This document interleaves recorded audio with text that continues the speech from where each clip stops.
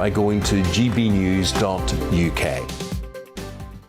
Join my show Farage, 7 p.m. till 8 p.m. Monday through Thursday, and there you will get opinion, analysis, debate, and I'll cover stories that nobody else dares to touch. And then for the last 15 minutes, talking pints. We're over a drink. We have a civilized conversation with someone. We very often disagree, but we do it in a grown-up way. Come and join me on Farage.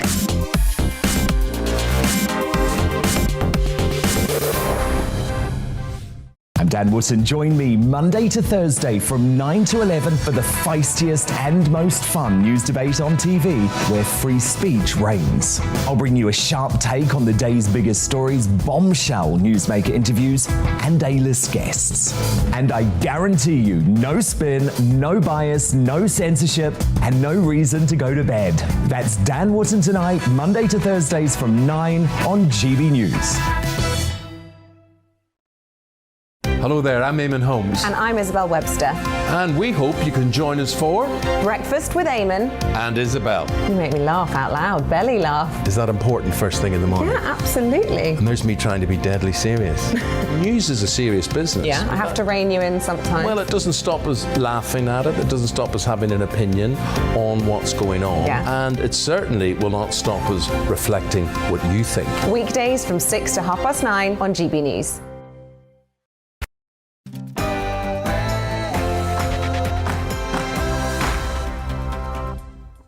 After a 7-year legal battle, the gay cake case finally comes to an end. New social media platform Gettr amasses 1 million new users in 1 week, and a journalist quits the Canadian Broadcasting Corporation after it goes woke. This is Free Speech Nation.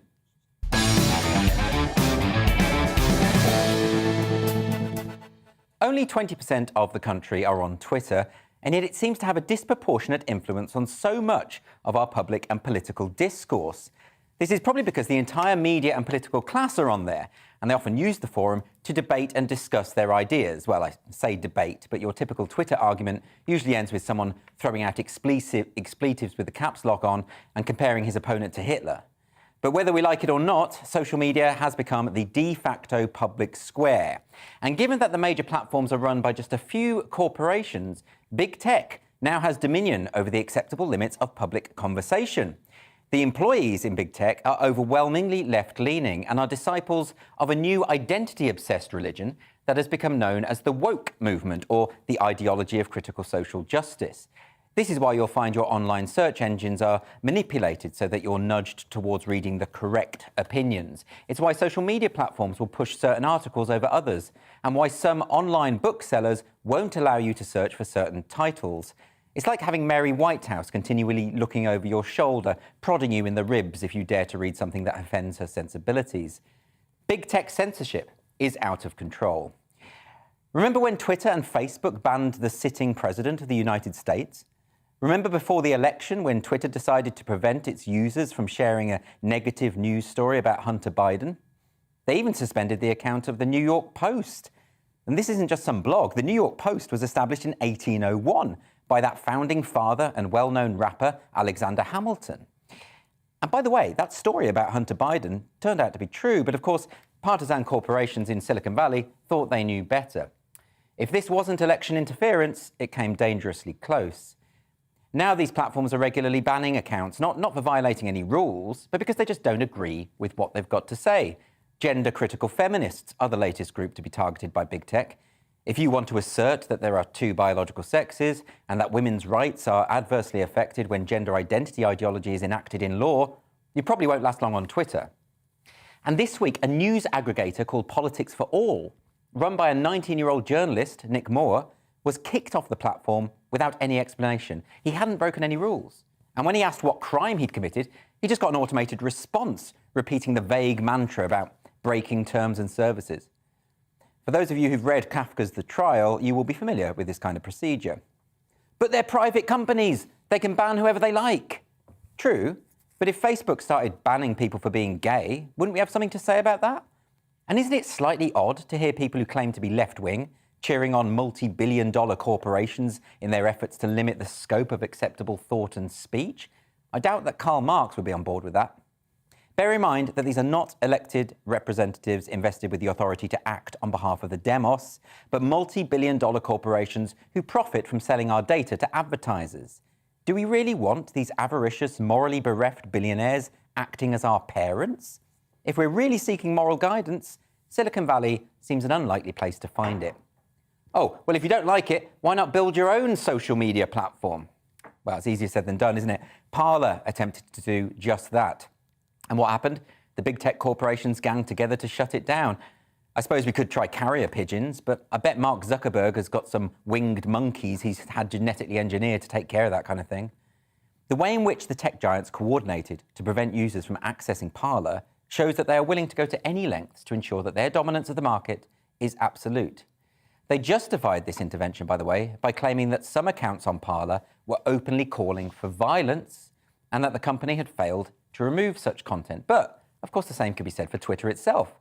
At the time that they banned Donald Trump, there was a post on Twitter by the supreme leader of Iran calling for the wholesale eradication of Israel. Isn't that a call for violence?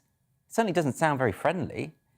Those who claim that censorship can only be imposed by the state are making arguments that are over 20 years out of date. The reality of the digital age is that the main channels of public discourse are superintended by unaccountable and unelected billionaires who enjoy greater political clout and influence than any major nation state. And their terms and services are so nebulous as to be virtually meaningless. Of course, that's the whole point. If they were specific about what was and wasn't allowed, they wouldn't just be able to ban anyone they liked and not give a reason. Most publishers are responsible for the content that appears on their site. If a newspaper quotes something libelous, they can be sued.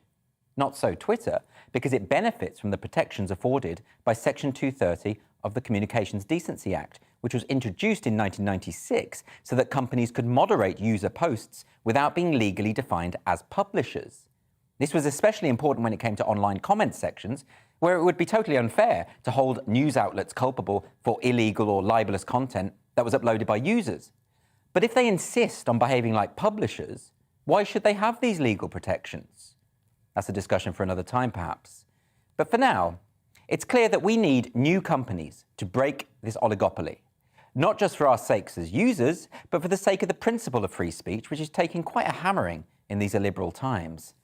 So it's great to see that this week, popular comedian and podcaster Joe Rogan joined Gettr, a new rival to Twitter, and in the days following, Gettr amassed a further 1 million users. That's quite an exodus. New rivals to Twitter have always been attacked and smeared by the mainstream media, who are largely enthralled to the same ideology shared by Silicon Valley. It works something like this. Whenever a new platform emerges, those people who have been banned by Twitter will join that platform. It's inevitable. And given that most of those who have been banned are from the political right, the media is then able to claim that these new platforms are right-wing echo chambers. And then left-wing people read this and they get nervous about joining the new platforms. It's a self-perpetuating problem. But times have changed. Gettr might have been set up by a Republican Trump supporter, that's true, but it welcomes voices from across the political spectrum. It has specific terms of service so that no one will ever be banned without knowing why, and nor will they censor anyone's opinion simply because the boss doesn't agree. And because Twitter has now turned against gender-critical feminists who are almost universally left-wing, many of them are now joining Gettr, where they can have conversations about important issues without ideologues in Silicon Valley trying to shut them up. So you can expect to see activist publications like The Guardian, The New Statesman, claiming that Gettr is a right-wing platform, but it just won't wash anymore, because it's apparent to anyone that its users are now coming from both the right and the left, as it should be. Maybe, finally, we can have a platform where all ideas can be shared and discussed without the interference of middle-class kids in California who think they know better.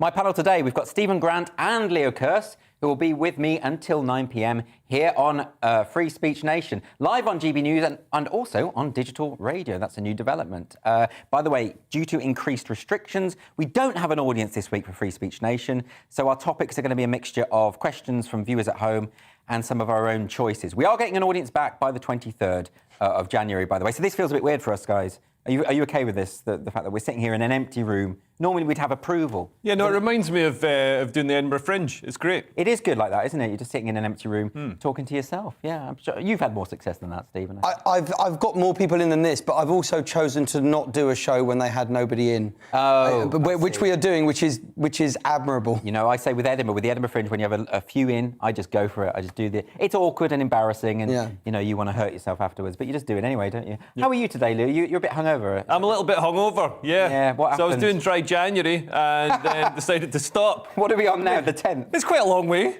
It's like 10 days in. Actually, it's not bad. Yeah. I don't know, because, I mean, people always talk about it. I think dry January is a bad idea. I'm doing it, by the way. I am doing it, but I feel miserable as a result. What I've realised is actually I enjoy drinking. Is that wrong? Should I be punished? No, I think the thing is, alcohol was invented so that pandemics could be survived. People who in the middle of a scenario in which lots of things you would otherwise have taken for granted have disappeared, then willingly removing alcohol from their criteria, the things they can enjoy, I can't get my head around it. I mean, absolutely give up alcohol, but not when everything else is not on the menu. It's almost like a monkish thing to do, like an Opus Dei thing to do. Just punish yourself even further when circumstances get as bad as they can. I think if I saw somebody in a pub holding a pint, but then flagellating themselves and bleeding out of their back at the same time, I think that person would be more reasonable than someone who is not flagellating and doesn't have a pint. I think this is absolutely right. I think, drink through it. That's my advice. Probably very bad advice.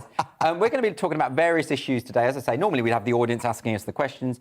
They're not here, so we'll just make do by ourselves. Now, more than 1 million people have signed a petition calling for Sir Tony Blair to have his knighthood rescinded. The former Labour Prime Minister, who was in office between 1997 and 2007, was appointed a Knight Companion of the Most Noble Order of the Garter in the New Year Honours List. However, there's been opposition to the appointment, vehement opposition, due to Sir Tony's record while in 10 Downing Street, including, of course, the 2003 invasion of Iraq. Any thoughts here, Stephen? Do you like a big fan? Of Tony Blair? Yeah. I really do think he's actually probably the most competent Prime Minister we've had in the last few years. Controversial? Well, I mean, he's clearly made mistakes and people haven't let go of those. Yeah. 2003, if you look back at 2000, iPhones didn't exist then, but we still remember Iraq. I mean, a million people supposedly have signed this saying that they don't want Yes. it. I'm pretty certain those 1 million people fall on a side of the political spectrum that were previously supporters of Tony Blair. Do you think? I think there's a lot of people who don't like Tony Blair who are inherent Conservatives who don't like him because he beat them repeatedly. But isn't that interesting that actually Tony Blair's one of those figures that you can rely on both people from the left and the right hating? They're sort of united in this. I know lots of left-wing people who cannot stand Tony Blair. Yes, well, that's the thing. I know more left-wing people who can't stand Tony Blair. There is a begrudging, almost kind of respect from the right-wing for Tony Blair because he sort of came in at the back end of the Thatcher years and a few Tory prime ministers who weren't sort of hitting it with the same sort of regularity. And we certainly were successful. Yeah, that's the thing, isn't it? I think it's the classic British thing of not being happy with someone who's successful. I would say, though, the irony of it is that they're not happy with him being a Sir. I think the people on the left side of the spectrum are also the same sort of people who don't believe in knighthoods anyway. OK. So they're asking for him to remove something that they don't really think is of any credit anyway. And do you think so, Lou? Do you think this is about left and right? Do you think that's what this is all about? Yeah, I mean, I think he's pretty reviled across the political spectrum. But as Stephen says, it's kind of unfair. He was Prime Minister for, 13 years? Yeah. And obviously he's gonna have a few clangers. He's going to, accidentally Major illegal war. invade, a few countries or whatever. That's just what politicians do. They want to invade countries because that's, then they get to go in a helicopter and get to go in the news instead of working out, transport policy or something worthy and dull like that. It's part of the fun. That's why you've got Liz Truss in a tank recently, because, she's gearing up. Everyone in politics wants to be Putin. That's what we've got to understand. And, I think, for people to say he shouldn't be a knight, we've got Sir Jimmy Savile. We do. Well, not anymore. Well, not anymore. But that's the point, isn't it? You lose that. You lose the Sir bit when you do something wrong after you've been given the knighthood. What they're asking is then to take into crimes, inverted commas, that predate the actual knighthood. What I'm trying to say is if Jimmy Savile had done everything he did beforehand and it was known, probably wouldn't have been knighted. That is absolutely true. I don't think he would be under those I don't think he would have been knighted. But, he didn't... I think almost certainly not, right? At some point, the royal family are going to have to at least try and distance themselves from paedophiles a little bit. But yeah, I mean, I think people on the left hate Tony Blair because he got elected, and people on the left hate that because it means they can't have an idealistic vision of what they'd do if they got into power. We saw what they did when they got into power. So it meant people on the left had to do some work. Yeah, but he wasn't left-wing. Tony Blair wasn't left-wing, never claimed to be left-wing, by the way. Yeah. Because he realised it was a toxic thing to say. If you want to get elected and you're in Labour, don't go around shouting the word left-wing. No, but he was a right-wing Labour. I mean, that's what New Labour was. New Labour moved Labour to the right, didn't it? It moved Labour to the right so that it could take policies that have been that have been Labour policies for ages, but make them palatable to people that they needed to get to vote for them in order to become in power. And that's the whole point. You can't do anything if you're not in power. The only way that the left can get in power is to make themselves right. No, I think that's a very peasant. Well, I think the only way the left can get themselves into power is to be a little bit more accepting of people with a slightly wider political centrist. Then, I see. Well, is it centrist? Hate that word. I think the problem with the word centrist is it looks a bit wet. It does. Well, most centrists are wet. And it's like going to a football match and supporting the referee. Nobody wants to be centrist. Oh, I went to one football match in my life, and I went there and I supported both teams equally. And I was shouting that. I got some looks for that. But I wanted to. I'm a bit more egalitarian like this. I just think, right. I think why not? I like Tony Blair's new look, though. I don't like him or his policies, but I like his that sort of leonine, that mane of hair. He's like Aslan. Yeah. He's looking like Aslan, isn't he? And like Aslan, he does keep coming back to life, doesn't he? He won't go away. Anyway, we're going to go on to another story now. This is a story about diners who were apparently horrified to see a duck's head and neck on the menu of a posh London restaurant. This is an 18 quid dish, by the way. This costs 18 quid. Can we have a look at it? There it is. Oh. So there's the dish. I mean, it doesn't even look cooked. Yeah, that's the thing that really struck me about it. It looks like a sort of Christmas stocking, but made out of duck. It does. It's a duck head. This is it's a place called Weston's Laundry in Highbury, and they posted this image on Instagram on Thursday, and this is stuffed duck neck. Well, I mean, it does what it says on the tin, I suppose. Stuffed duck neck. The picture shows the duck's head and part of its neck tied with that bit of string. It just doesn't look appetizing. Look, that must be before it's cooked, because that's not cooked. No, that's what comes on the plate, Leo. Really? Yeah, I'm pretty sure that's what comes on the plate. Stephen, would you eat that? I think the first thing I've got to point out is £18 for that. I'm not going to put that on a heading of a posh restaurant. I think 18 quid in a lot of places is a standard meal. That's true, but that, I think, is like some sort of appetizer, isn't it? I think they probably eat a whole swan. The irony of it is what it's actually stuffed with is veg. So in many ways, what started as a fairly decent vegan meal has become every vegan's nightmare. I mean, I just look at that and I think, look, I don't know. Are you a carnivore?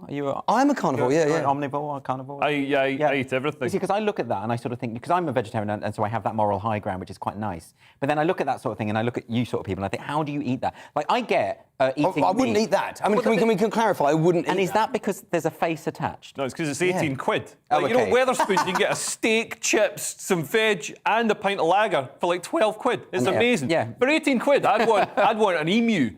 Like with Rod Hull's fist still inside it. Yeah, I think that's fair enough. It's the face. It is the answer question. It's like face. If you take away that face, if you brought that plate back up and got rid of that face, that is a sausage. Yeah, absolutely. I don't know how any of you can even consider that. And also, because you can see its face, you can see its personality, you can see its hopes, dreams and memories. I wouldn't go What, near for a that. duck? Ducks have feelings too. I'm not going to have this. Right. Now, we're going to move on from the duck. We've been showing that picture far too much. This is, does the 1946 classic film It's a Wonderful Life send out a harmful message right now? So this is obviously this very much-loved holiday film, which has just passed its 75th anniversary. And this piece appeared this week in Salon. This is journalist Emily Armstrong, believes that the timeless message could use a little updating. The film, of course, follows George Bailey as he dreams of leaving his small town to travel the world and be an architect, but is held back at every turn, ends up staying to run his father's building and loan business company and making the community a better place. So, Leo, did you read this article, this problematising? I'd glazed over after the first paragraph. When are, woke liberals going to stop writing these articles? There's one out every couple of days about how some, beloved childhood memory is now racist. It's just stop, dumping on everything. But it's not just they had the Paw Patrol is racist, Thomas the Tank Engine everything. is racist. They're actually going to run out of things to call racist. They are. They're not calling It's a Wonderful Life racist. What they're saying is that the messaging is wrong. Paw Patrol was supporting an authoritarian... That's right. It's basically, it's glamorising the police, isn't it? Exactly, and this is written by people who want to defund the police. Yeah. Because why are they looking for cartoons to defend their ideological position? That's a weird thing to do. I think it just makes for a good article, but this was a challenge. If someone said to me, OK, then, take a progressive 21st century woke approach to any story, now have a look at It's a Wonderful Life and tell me what's wrong with that.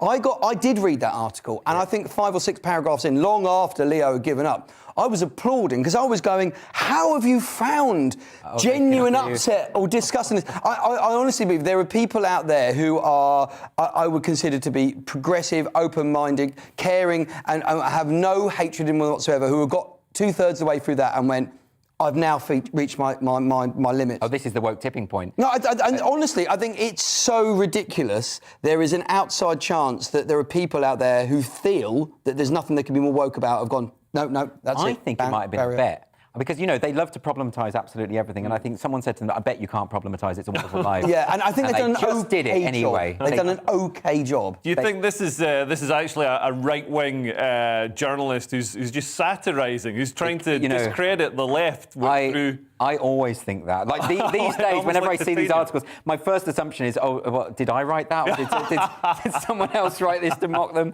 But who knows? Anyway, look, we're going to have to go to a break. So after the break on Free Speech Nation, after a 7-year legal battle, that famous gay cake case has finally come to an end. So we're going to be discussing that after the break.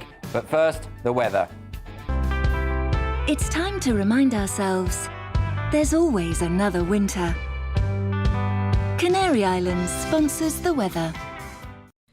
Looking ahead then to tomorrow's weather, and the UK is looking cloudy with hill fog in the west.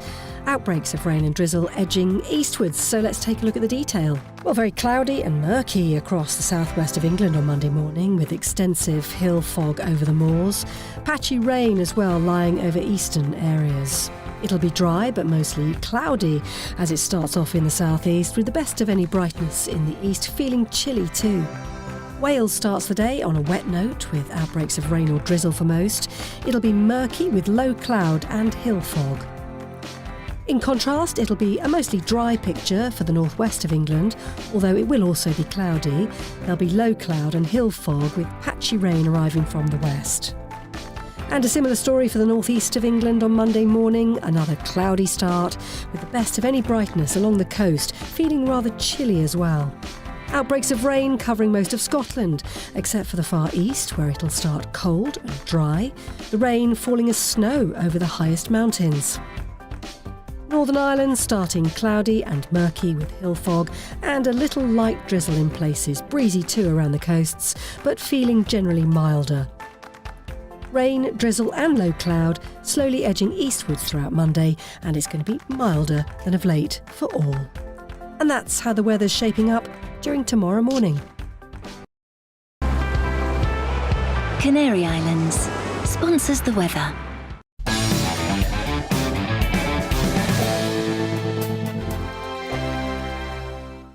Hello there, I'm Eamon. And I'm Isabel. And you're watching the GB News digital stream across the United Kingdom. And around the world. If you're here in the UK, you can also watch us on your TV screen. GB News is Freeview channel 236. On Sky, we're channel 515. 626 on Virgin Media. Just remember, you might need to retune your TV to watch the channel. Yeah, and if you are doing that, find out more about retuning by going to gbnews.uk. Join my show Farage, 7 p.m. till 8 p.m. Monday through Thursday, and there you will get opinion, analysis, debate, and I'll cover stories that nobody else dares to touch. And then for the last 15 minutes, talking pints. We're over a drink. We have a civilized conversation with someone. We very often disagree, but we do it in a grown-up way. Come and join me on Farage.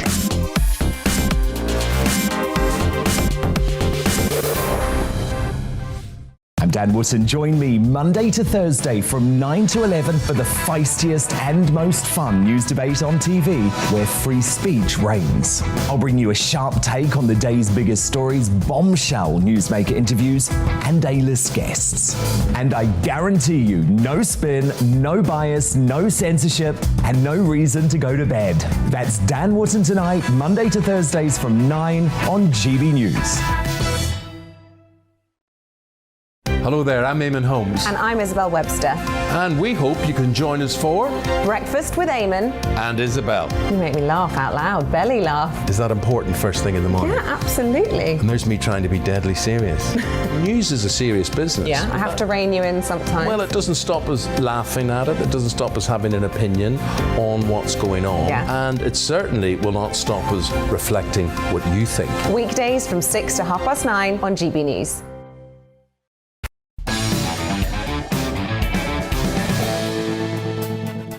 Welcome back to Free Speech Nation. Now, a top European court has decided not to rule on what has been labelled the gay cake affair. For those not familiar with the story, in 2014, Gareth Lee ordered a cake from a Northern Ireland bakery, Asher's, and it was decorated with the Sesame Street characters Bert and Ernie and the words, "Support gay marriage." The bakery refused the order and said they would not put messages on their products that are at odds with their religious beliefs. The European Court of Human Rights said the case was inadmissible because activist Gareth had failed to exhaust domestic remedies.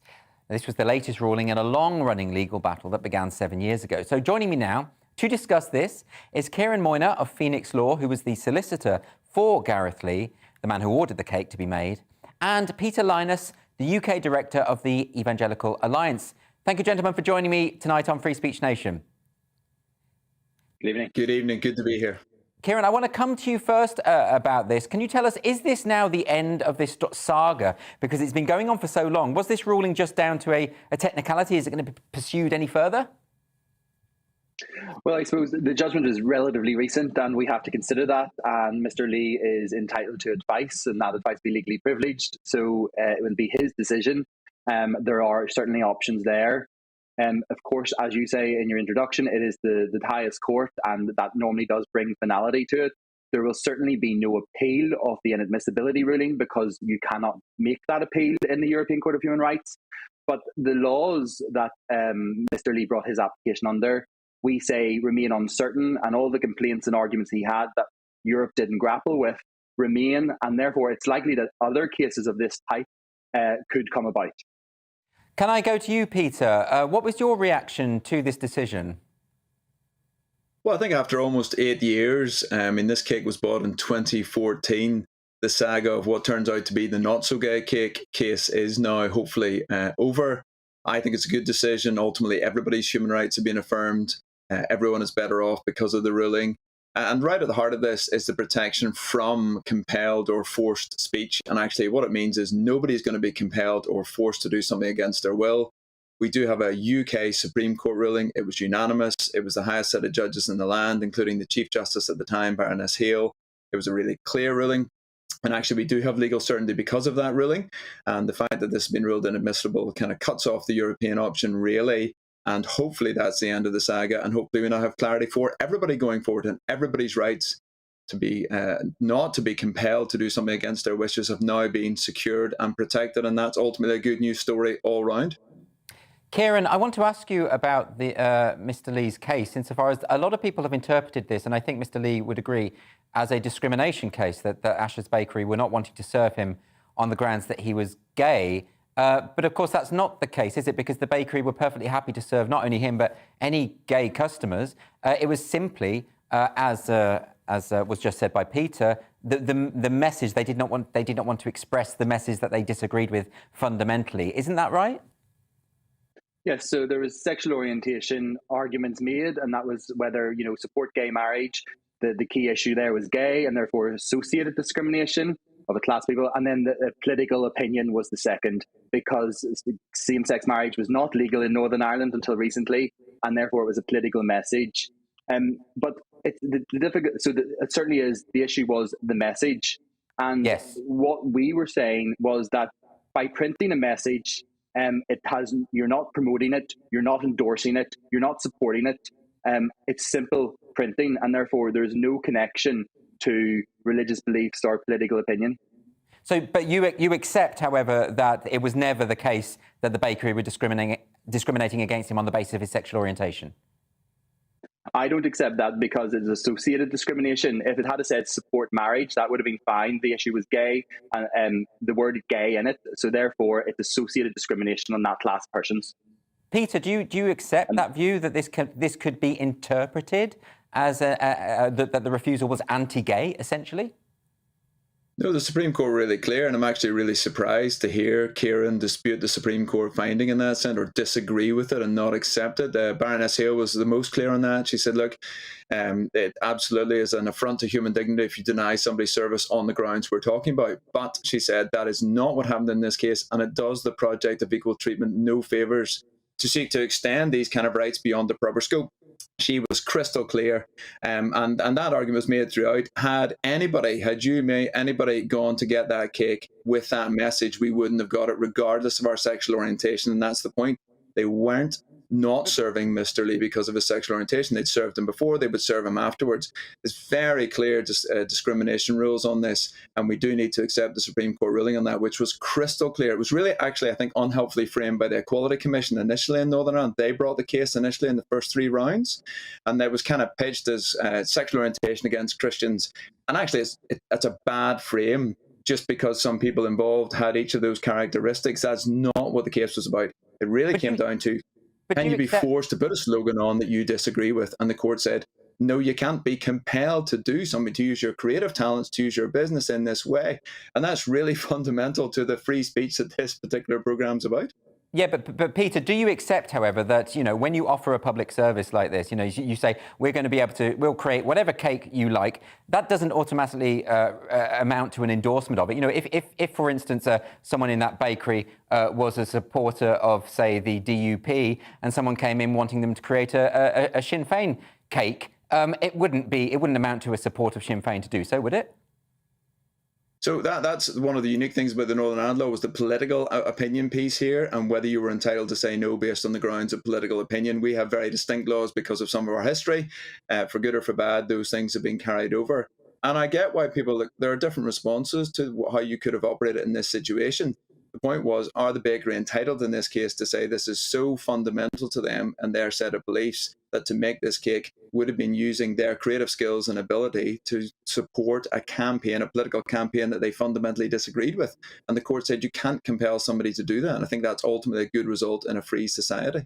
Kieran, does this open the outcome floodgates a little bit? The outcome is that cake cannot, if someone was looking a political message printed, they could now refuse. And it's the uncertainty that this case creates on the high street. So your example was a good one. And I think, we also look at, is it the person that is baking the cake? Is it the person putting the printer on it? Is it the director, the floor manager, the shareholders? Where does this stop? How do we create that balance?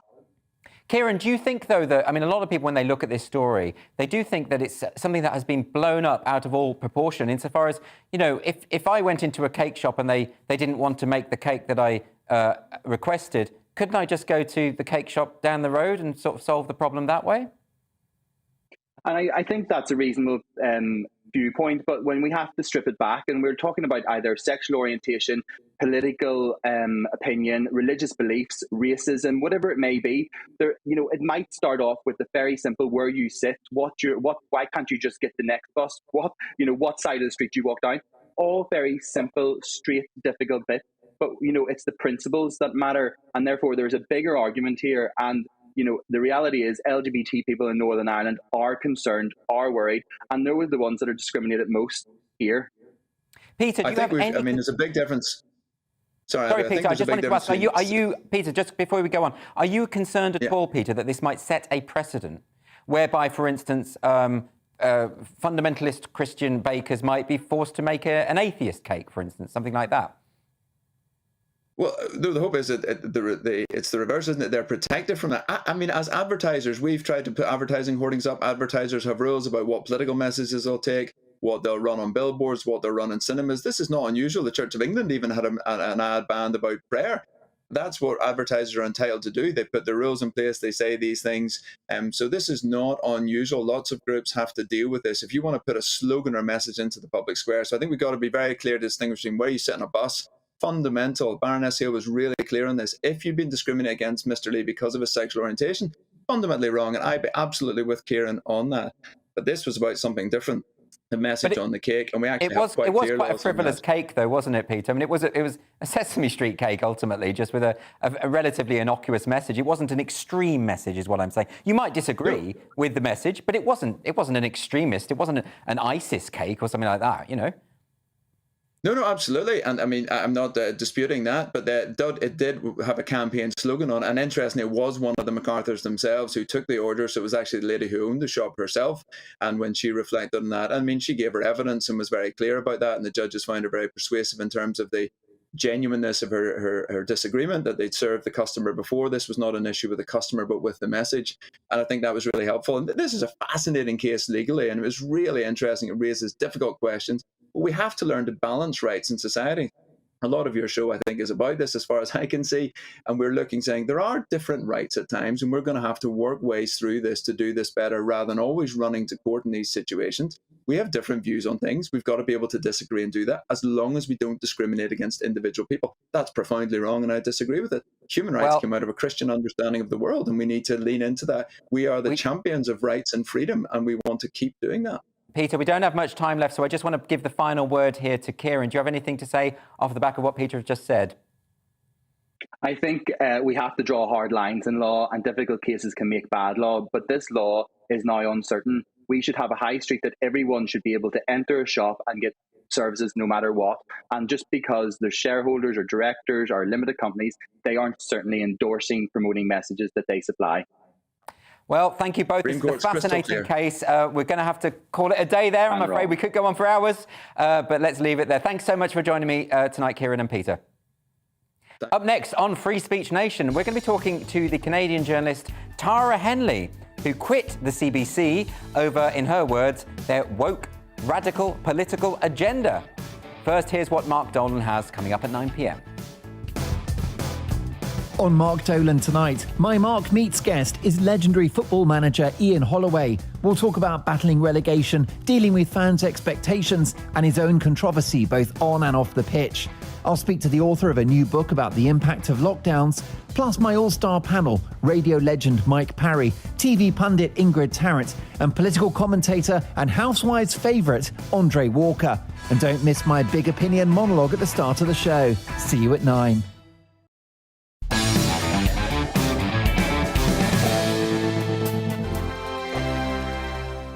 Hello there, I'm Eamon. And I'm Isabel. And you're watching the GB News digital stream across the United Kingdom. And around the world. If you're here in the UK, you can also watch us on your TV screen. GB News is Freeview channel 236. On Sky, we're channel 515. 626 on Virgin Media. Just remember, you might need to retune your TV to watch the channel. Yeah, and if you are doing that, find out more about retuning by going to gbnews.uk. Join my show Farage, 7 p.m. till 8 p.m. Monday through Thursday. And there you will get opinion, analysis, debate, and I'll cover stories that nobody else dares to touch. And then for the last 15 minutes, talking pints. We're over a drink. We have a civilized conversation with someone. We very often disagree, but we do it in a grown-up way. Come and join me on Farage.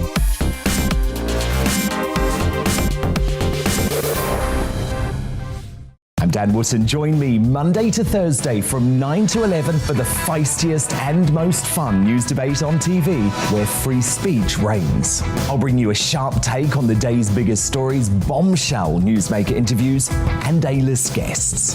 And I guarantee you, no spin, no bias, no censorship, and no reason to go to bed.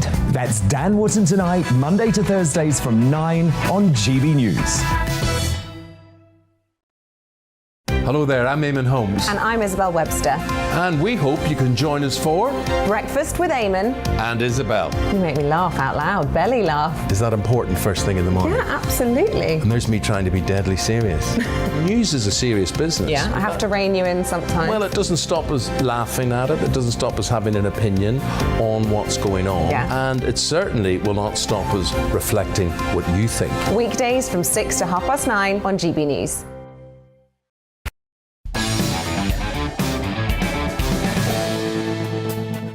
Welcome back to Free Speech Nation.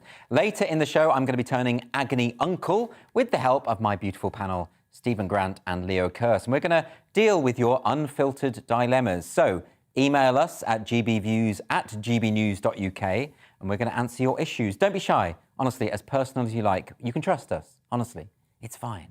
Now, journalist Tara Henley has quit her role with the Canadian Broadcasting Corporation because of, in her words, their woke, radical political agenda. Henley made the claim in a new column with online writing platform Substack, which is a subscription-based service where authors can publish and monetize their work.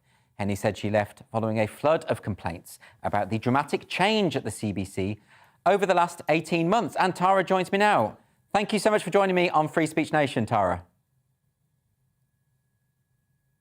Now, I'd like to ask you, Tara, about this resignation letter that you've published on the Substack. This is coming in the long line of, there's been various people who've been doing this kind of thing. I mean, most famously, there was Barry Weiss at the New York Times, and then, of course, Peter Boghossian resigning from Portland State, and this is the latest. This seems to be a trend now. Can you tell us your story? What actually happened to you? So I have been working in media for a very long time, and I've been working at the CBC since 2013 with a break to write my book. And because I was in the producer pool, I worked in a lot of different newsrooms, a lot of different shows, both in Vancouver and in Toronto. So I got a really good sense of sort of what's happening at the network, bouncing around from shows like that. And the sort of woke worldview had always been in the building, but over the last 2 years, those views have become more extreme and they have become more pervasive. And the ability to voice opposing views has been less and less possible. Now, I won't say that I didn't voice it. I voiced it all the time in the newsroom, but it was just more and more difficult to get different perspectives on the air. And I started to really puzzle over this woke worldview. I didn't understand where it was coming from. And so I've been researching it for about the last year and a half. And it is strange in that it promotes itself as leftism, but it is so illiberal. And so I think it's very puzzling to the public. And you mentioned the complaints. Tara, where would you say you stood politically yourself? So I'm on the left, very firmly on the left, and always have been. But my understanding of the woke perspective is that it is not traditionally leftist. As I mentioned, it's illiberal. It's not very concerned with the material conditions of people's lives. It's much more interested in talking about language and representation. And there is nothing wrong with the woke worldview being represented. I would like it to be one of the views in the room. I just don't want it to be the only view in the room. And where do you think this is coming from? I mean, is this just something that's happened? Is it a generational thing? Is it that there are younger members of staff coming in? Or is this a general attitudinal shift that we're just seeing across the Western world?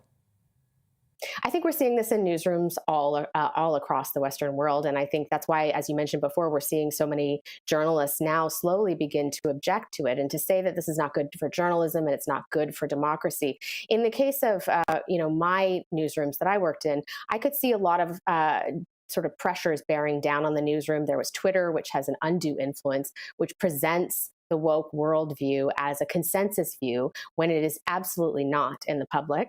You also had economic concerns kind of bearing down on the newsroom. It's a collapsing business. There was a lot of use of precarious employment. And so people working in the newsroom were having to audition for their jobs every day, which does not lend itself well to speaking out on things. And then on top of that, you had the top-down pressures. You had the sort of ideologically based diversity initiatives that were being sort of mandated from the very top. And to be clear, I am not arguing against diversity in any way. I'm arguing for more diversity. I'm arguing for the range of perspectives to be increased, not just through a racial lens, but also through economics and education and region and religious beliefs. So I'm arguing for more views to be represented.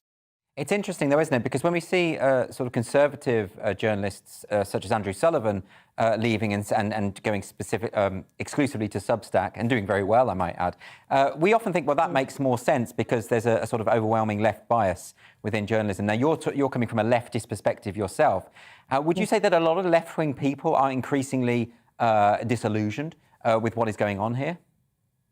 Absolutely. Absolutely. I'm hearing more and more criticism of the woke movement privately. And what I'm arguing for is let's have this discussion in public. Let's hear those criticisms publicly now. Of course, there's quite a cost to speaking out against this. And I think that's another thing that this last week has really demonstrated. And I don't feel victimized in any way, but nobody wants to be called horrible names on the internet. And so it really disincentivizes this conversation. And I think that we need to start having the conversation in public and to incentivize this conversation. And can you give any specific examples? Because I think some people would be thinking, well, what is it specifically that happened to you while you were working for the CBC? Were there any instances where you were told not to say certain things or that you had to present certain stories in a certain light? Is there anything specific like that? So I think that the best way to look at this is that in newsrooms, that's not really how it works. No one says you can't say this or you can't talk to that person for the most part, although that does happen once in a while. It's more about the atmosphere and the mood. It's more about where the interest level is. So the interest level for woke stories is very high. The interest level for stories like on the housing crisis or the opioid crisis, which people see as depressing, is very low. You will have less dissenting voices in the newsroom because everyone's on Twitter and people don't see opposing views. And so it just keeps pushing it slowly and slowly and slowly. I think a good example that I saw this happening was with the Dave Chappelle story. So the coverage was very much in one direction. We heard activists talking about why this special was problematic. We didn't hear other voices about, this is a beloved comic. There are lots of people that did not find this comedy special to be problematic. There are a lot of people who found it to be interesting social commentary. We didn't hear those views. And that one was a particular turning point for me, A, because I love comedy, B, because I love Dave Chappelle, and C, because I had started my career in hip hop and Dave Chappelle comes out of that world. And so I felt very sort of emotionally invested in him as a comic, and to see the great sort of support for him not reflected, I found that very odd and very puzzling. Do you think there's a sense in which there's a change of perception in terms of what a journalist's role is, rather than sort of deliver the information, deliver the truth, but to almost preach and to express the correct message to the people? Does it have a kind of negative view of humanity's ability to make their own minds up about a story? I would agree with that characterization, and that is certainly something that I hear from the public all the time, that the public does not want to be scolded. The public does not want to be told what decisions to make. For the most part, I think the public would like us to present the broad range of views right across the spectrum and allow them to take that information, to take those facts, to take those opinions and make up their own minds on where to go. And I think part of the problem with journalism now is that journalism has begun to think of itself as responsible for the decisions of the public and responsible for influencing public behavior. And I think that's a mistake. Well, Tara, this is a really fascinating story, and I would urge people to have a read of your piece about this on Substack.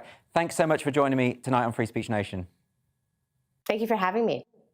I just want to quickly come to my panel about this story because I find this fascinating. Do you have any thoughts about this, Leo, just off the back of what's happened to Tara and generally what's happening to journalists across America and Canada? Yeah, I mean, I think it's interesting. We're seeing this a lot. I mean, Andrew Neil obviously, originally, got involved with GBNews for similar reasons. But I think there's also a sort of a bigger shift. So viewers are just leaving legacy media, leaving the BBC, leaving CBC, and they're seeking out their own entertainment and their own information. So I mean, this is partly an economic thing. Yeah. For Tara, I think she'll potentially make a lot more money from Substack. I mean, people going to Substack and make an absolute fortune. Yeah, I mean, that's the other thing. It's a really lucrative thing to do. But on the other hand, there is a principle at stake here. Is that I often feel like now, I don't know what you feel about Steam, but whenever I go to a news outlet now and I read a story, I always check it in another news outlet because I don't believe anyone anymore. I mean, like, I've got this kind of, they call it a legitimation crisis, where figures in authority, you just don't really, and that's politicians or academics or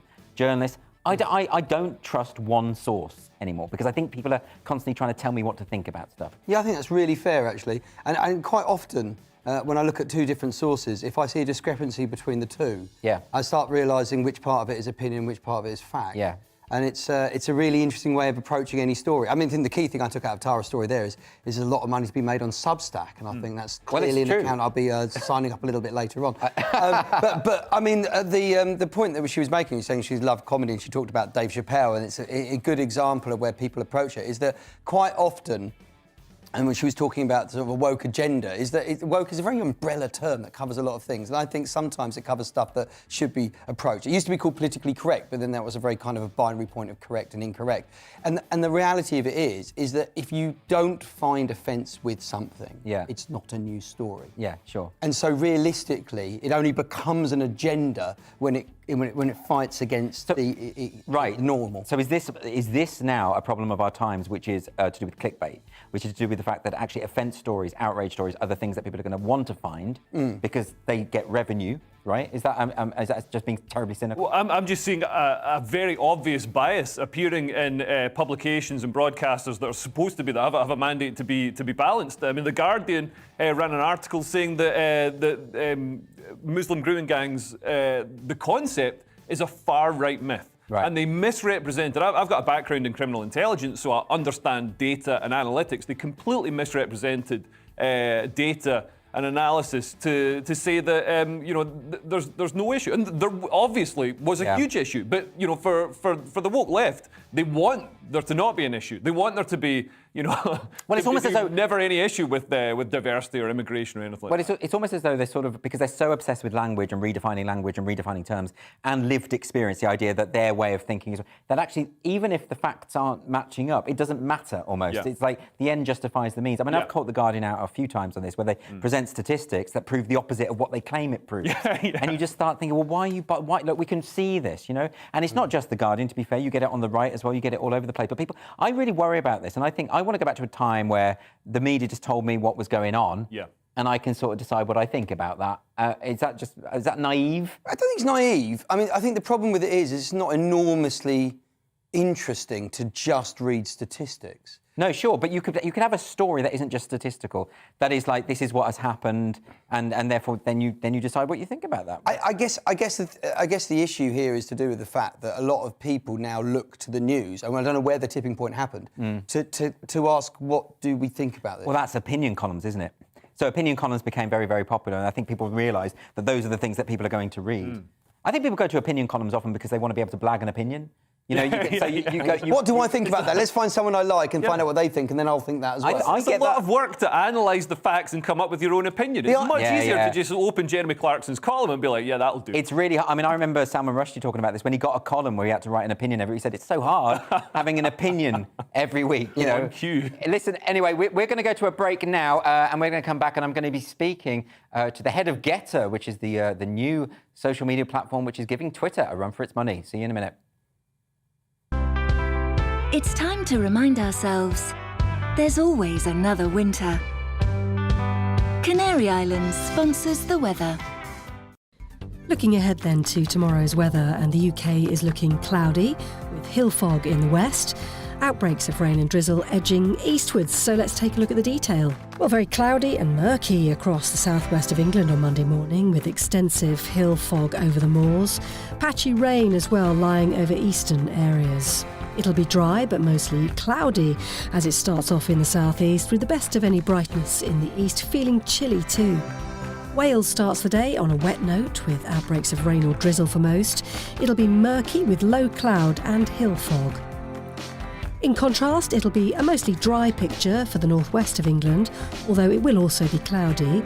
There'll be low cloud and hill fog with patchy rain arriving from the west.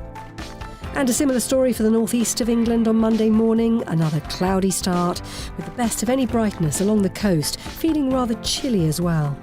Outbreaks of rain covering most of Scotland, except for the far east, where it'll start cold and dry. The rain falling as snow over the highest mountains. Northern Ireland starting cloudy and murky with hill fog and a little light drizzle in places, breezy too around the coasts, but feeling generally milder. Rain, drizzle and low cloud slowly edging eastwards throughout Monday, and it's going to be milder than of late for all. And that's how the weather's shaping up during tomorrow morning. Canary Islands sponsors the weather.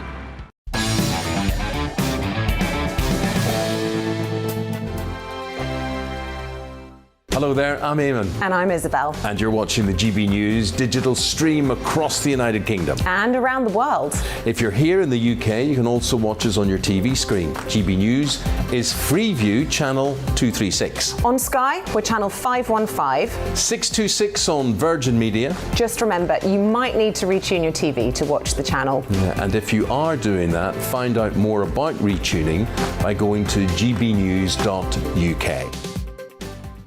Join my show Farage, 7 p.m. till 8 p.m. Monday through Thursday. And there you will get opinion, analysis, debate, and I'll cover stories that nobody else dares to touch. And then for the last 15 minutes, talking pints. We're over a drink. We have a civilized conversation with someone. We very often disagree, but we do it in a grown-up way. Come and join me on Farage.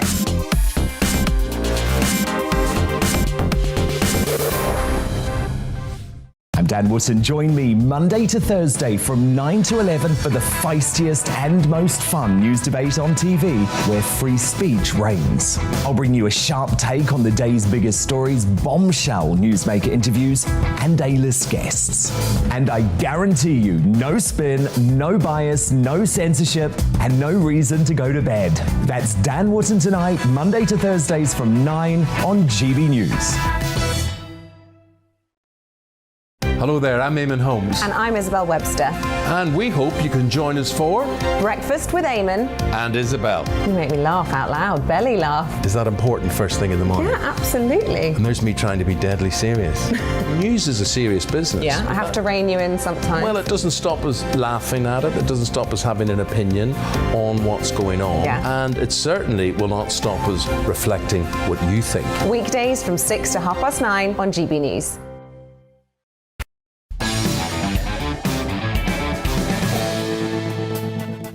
Welcome back to Free Speech Nation. So, numerous high-profile accounts have been banned from Twitter over the last few months, including a sitting member of Congress and a virologist who helped invent the mRNA vaccine technology. So this has led to a surge in sign-ups for a new social media platform, Gettr. The site is seen as a new rival to Twitter, and it was endorsed this week by comedian and podcasting star Joe Rogan. This platform was launched last summer by former Trump aide Jason Miller, who joins me now. Jason, welcome to Free Speech Nation. Andrew, thanks for having me.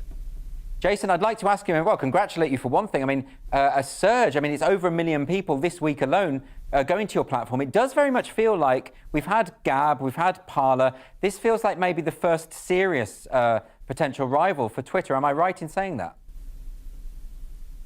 Well, I think you are. Just since launching on July 4th this past summer, we're up now over 4 million users, including, as you pointed out, over 1 million just this past week with Joe Rogan coming on board. But I think there's partially a pretty simple answer as to why we've done so well. The user interface, the look and feel of the platform is not only just familiar to social media users, but it's really good. And I think for too long, people have been told you can go and have your own social media platform, something separate from big tech, but it's going to be inferior technology. It's not going to look good or function very well. With Gettr, we have something that's top notch.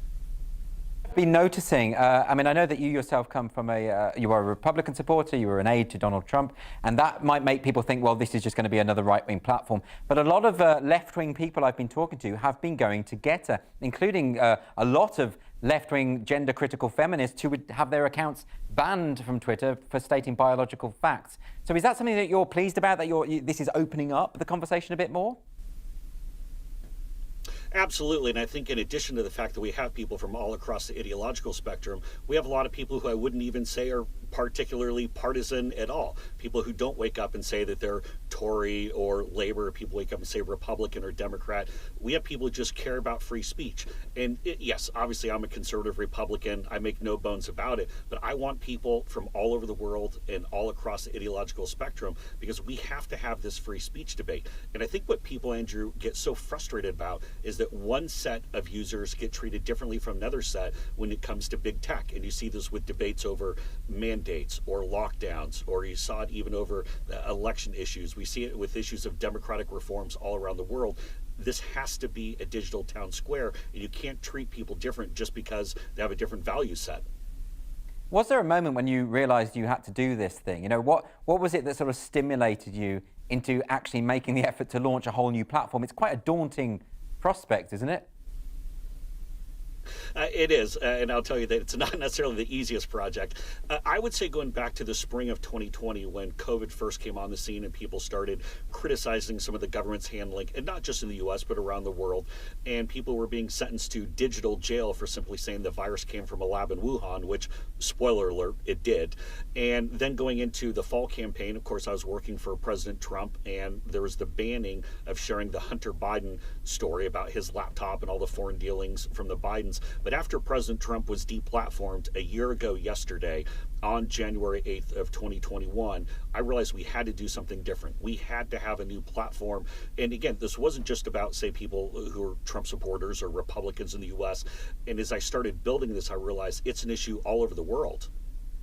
And how are you going to guard against going the way of Twitter and Facebook? Because ultimately, you know, I mean, Twitter, I remember the head people at Twitter saying once that Twitter was the free speech wing of the free speech party, but obviously that definitely doesn't apply anymore. I mean, can you be sure that your employees won't be pushing their ideological agenda when it comes to moderating content on the platform? That's a really great question and a smart point. Anyone who joins our moderation team has to go through a background check, extensive training. We also do spot checks on their work, and especially going back through to make sure things have been handled rightly. And if we find out that someone has ever applied any aspect of ideological bias, they'll be fired immediately. Zero questions about it. I think, Andrew, that we have sort of our own North Star that really guides us, and that's the fact, are we allowing people to have their own political opinions voiced without being sentenced to digital jail, without being canceled or having their free speech taken away? Of course, we have to have terms of service and make sure there's no illegal activity or racial or religious epithets, anything of the sort going on in the platform. But when it comes to your political beliefs, nobody's treated differently on our platform. Everyone is, doesn't matter if you're the most famous person on the platform or if you're someone who has 0 followers, you're treated the same. And I think this is the key point. I mean, you are saying that Gettr isn't going to enable any form of speech if there is a racist or hateful speech like that. You do have standards, but the difference here is that you are very explicit in your terms of service about what is and what isn't acceptable. I think a lot of the people I speak to who are kicked off Twitter, what they're angry about is they haven't done anything wrong, and when they ask what they've done wrong, they get an automated response saying, you don't need to know what you've done wrong. And it is very Kafkaesque, isn't it? Well, it really is, and I always use the analogy of the frog in the water that becomes hotter and hotter and then doesn't realize that it's ultimately boiling, and then, of course, the frog dies. But we've seen this erosion with our free speech rights. Maybe it starts with some people on the left, then some people on the right. You kick off President Trump, some people care about that, some people don't care about that.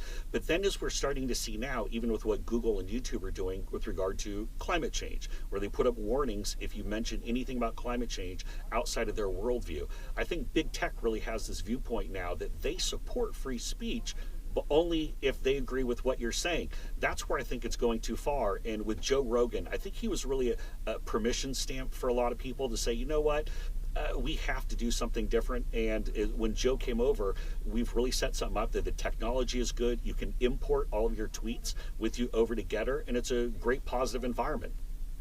Have you found that there's been any kind of backlash in the mainstream media? I mentioned earlier Gab and Parler, and I know lots of media outlets did their best to paint those platforms as sort of far right or something like that. And as a result, that just meant that only a tiny minority of people would ever want to go to those platforms. And that was the intention of that campaign. Have you had any kind of attempts to smear you from the media? Well, I'd say there's always a template. Look, I went through 2 presidential campaigns with President Trump, and so I'm a little bit used to being shot at. But now that we've started to add people from all sorts of backgrounds, whether it be Democratic presidential contender Tulsi Gabbard, Boston Celtics center Enes Kanter Freedom, former NBA #1 draft pick Andrew Bogut, even Matt Letizia, the footballer from the UK, and hopefully I didn't mispronounce his last name. I know he's very good. Obviously, I'm not a native football player, but now that we're getting people from all over the world, it might surprise you, Andrew, a lot of people, our user base, only about 40% in the US. It's about 60% global, with about 15 of that percent being in Brazil, about 11% in Japan. UK is about 6 or 7%, but surging. So I love what's happening in the UK right now. And so the fact that it really is this global platform, I think gives us a lot more credibility. Well, congratulations, Jason, because I really do think we do need to open up these conversations and destroy this oligopoly of just these few tech giants having the right to determine the parameters of acceptable speech. So I really appreciate what you're doing. So thanks for joining us tonight on Free Speech Nation. Thank you, sir. Appreciate it. Now I'm going to go to my panel about this because I do think this is a really good development. I've always been very nervous about the way this has developed. But look, it's now just after 8 o'clock. This is Free Speech Nation.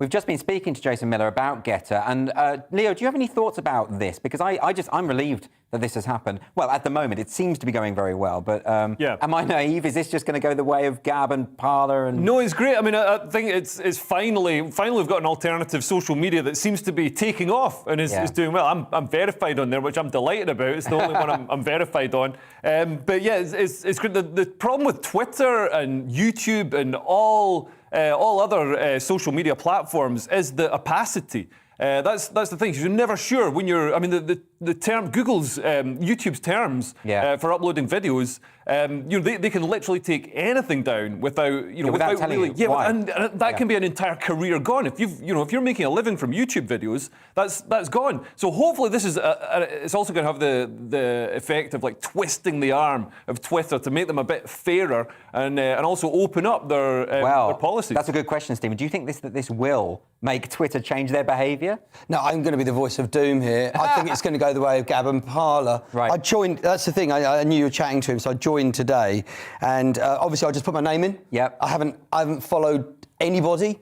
And I have just added Joe Rogan after this happened as well, because I thought I might need to follow someone to get something to appear. Yeah. And the first 6 stories are a Tommy Robinson update exclusively on Gettr, trans swimmer crush by trans opponent at swim meet, Democratic grant voting rights to nearly 1 million non-citizens, Farage backs Djokovic against big bullying nasty government. It looks like right-wing stories. Don't get me wrong. Me and Leo will not agree on a lot of things, but we both agree on one thing, and that is actually free speech is really important. So is it the case, though, that when you're going onto a new website like this, which, of course, is, as I said earlier in the show, is going to be bringing a lot of right-wing people over because they've been banned as well, yeah. So what happens is, then, inevitably, the articles that are being shared the most end up on the trending. Well, then it becomes a self-fulfilling prophecy. Well, this is the problem, isn't it? So how do we combat that? And is it just the case? Well, first of all, I've got to be verified. That's the other problem. That's the way to do it. OK.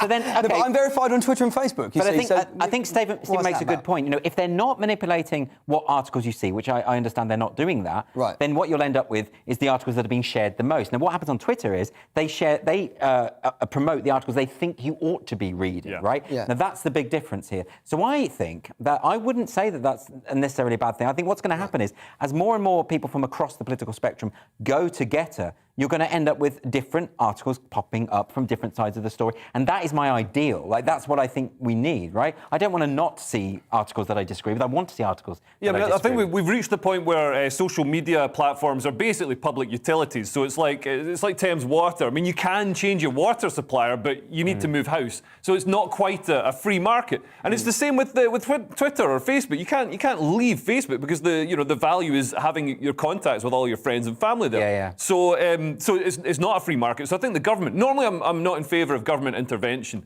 in markets, but in this case, I think the government needs to go in and set guidelines and set, the equivalent of Ofcom, but for social media. And then you end up with Weibo in China. That's the thing, isn't it? Is like as soon as government gets involved with social media, the government runs it. What do you think about this, though, Stephen? I mean, look, we have antitrust laws. Whenever there's a small group of big companies who dominate any particular market, we deal with it because we understand that you don't really have a competition there. No. And that creates a problem. And particularly when it comes to free speech, particularly when it comes to the major global platform in terms of sharing ideas, isn't it quite important that the state gets involved, maybe just a little bit? I know a lot of right-wing people balk at this, but isn't there quite an argument for that? Well, I mean, competition laws is an interesting one, isn't it? Because the one thing we will all agree on, regardless of where you come from politically, is it is a monopoly. Yeah. It is a monopoly, Twitter and Facebook, and the Facebook own Instagram as well. So, if you want to express yourself pictorially, it's still Facebook. It's still Facebook. So, you're absolutely right. I mean, if you're going to go for the market approach to fairness, it would be to have a range of different people. But the whole idea behind social media is you get a chance to speak to everybody. Yes, it is. So actually, the way that the government gets involved, I believe, actually is on the other side, is where you have to be a bit more represented on why you get chucked off a platform. Right. I mean, I just get nervous about Mark Zuckerberg having too much control because the guy freaks me out. Yeah. Because he looks like a robot. He really does. I don't believe he's human, actually. Yeah. He looks like a character in a PlayStation 2 game. It's like they don't have enough polygons for his face. Well, they actually, when they changed it to Meta and he did the advert when he was in the virtual world, he looked less real than the avatars he was interacting with. So it's. I think you're right there. I think what Mark Zuckerberg has done is visually, whether it's his surgery or whether it's a form of very high-level filter, is he's reduced so many features so that he's still available to people on much reduced platforms. Yeah. And the thing is, if Facebook still works on very old computers, the reason why all of your parents are on Facebook right now is because their knackered computers can still see Mark perfectly because he's got virtually no features. Well, I hope he's not watching. Anyway, we're going to move on to another story now. A leading group of girls' schools is to close its doors on boys who identify as girls to protect their status as single-sex institutions. So this is Girls' Day School Trust, which represents 25 schools across England, and it's updated its gender identity policy. Now, previously, most girls' schools have been unclear in their admissions policies about whether they would accept transgender pupils. Now, I've spoken to teachers and people within the educational community about this.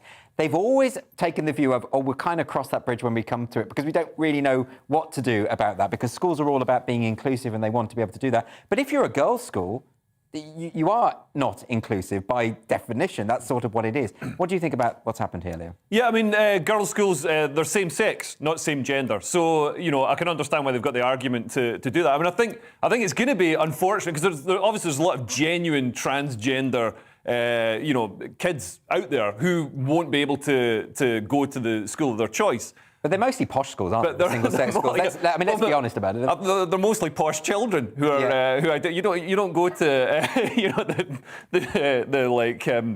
Ghana or whatever and see the slums full of non-binary children. But yeah, I mean it's one of those things that's become a fashion. It's become a fashion to have some sort of special.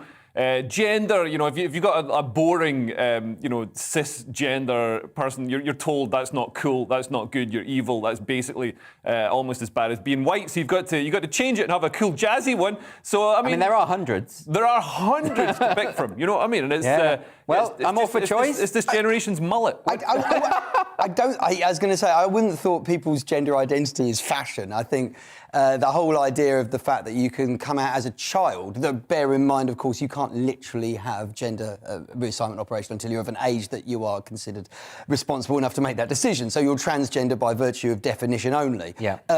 Is the fact that actually it is now not frowned upon anywhere near as much as it was. So if someone feels like that, they've got the opportunity to come out. Interestingly, I read this article, and what they're actually saying is because of their nature as a same sex, they're not considered to be exclusive. This is something that's enshrined. It's a law that's been around for a long time. They're not saying you can't be transgender at single-sex schools. They're saying you have to arrive as that gender, and you can proclaim yourself transgender afterwards, which is astonishing because realistically, you've got to remember these private schools are still effectively businesses. So what they're saying is look, if you feel that your child has gender identity issues, enrol as soon as you possibly can, and then once they're within the system, they can then identify as their new gender, but not before entry. There is a fundamental issue with this, isn't there? Because if you're a single-sex girls' school and someone transitions and say that they are a boy, right, then you have a boy in a girls' school if you believe in their statement. If you believe in gender identity ideology, by allowing that pupil to stay in the school is effectively saying, we don't really think you're a boy, therefore the school is transphobic, right? Unless they expel the pupil, they're transphobes. Is that not a fair point? Yeah, I mean that is kind of it's kind of a fair point, but I mean, you know, it goes back to the difference between sex and gender. So gender is basically a sort of socially defined term that we put in ourselves. And I get upset when people say, they're born a man and they transition to be a woman. You're not born a man. You become a man. You got to walk down many roads, like Bob Dylan said. So please don't start quoting Bob Dylan. Not every biological male is a man. You got to kill a bear, and you've got to, you got to be able to start a fire. Start a fire without matches. Vladimir Putin's Vladimir Putin is definitely a man. He's probably about 3 men. That's how manly he is. I don't think I count as a man by those terms. I certainly haven't wrestled a bear. I once kicked a cat, but it was an accident. Anyway, so we're going to move on to another story now. In 2021, workers left their jobs at historic rates in the United States, with a record 4.5 million resignations at the end of November. On Tuesday, the US Labour Department said there were 10.6 million job openings at the end of November and 6.9 million unemployed people, 1.5 jobs per unemployed person. The top reasons cited by experts continue to be a lack of adequate childcare and health concerns about COVID. Now, I was speaking to a friend about this earlier today, and this is the first time I've heard about this. It's called the Great Resignation, or the Great Resigning, or whatever it's called. And this idea that more and more people, they just don't want to work. And I did Google it. There's loads of articles about it. This is like a big movement. Yeah. Are people just being lazy?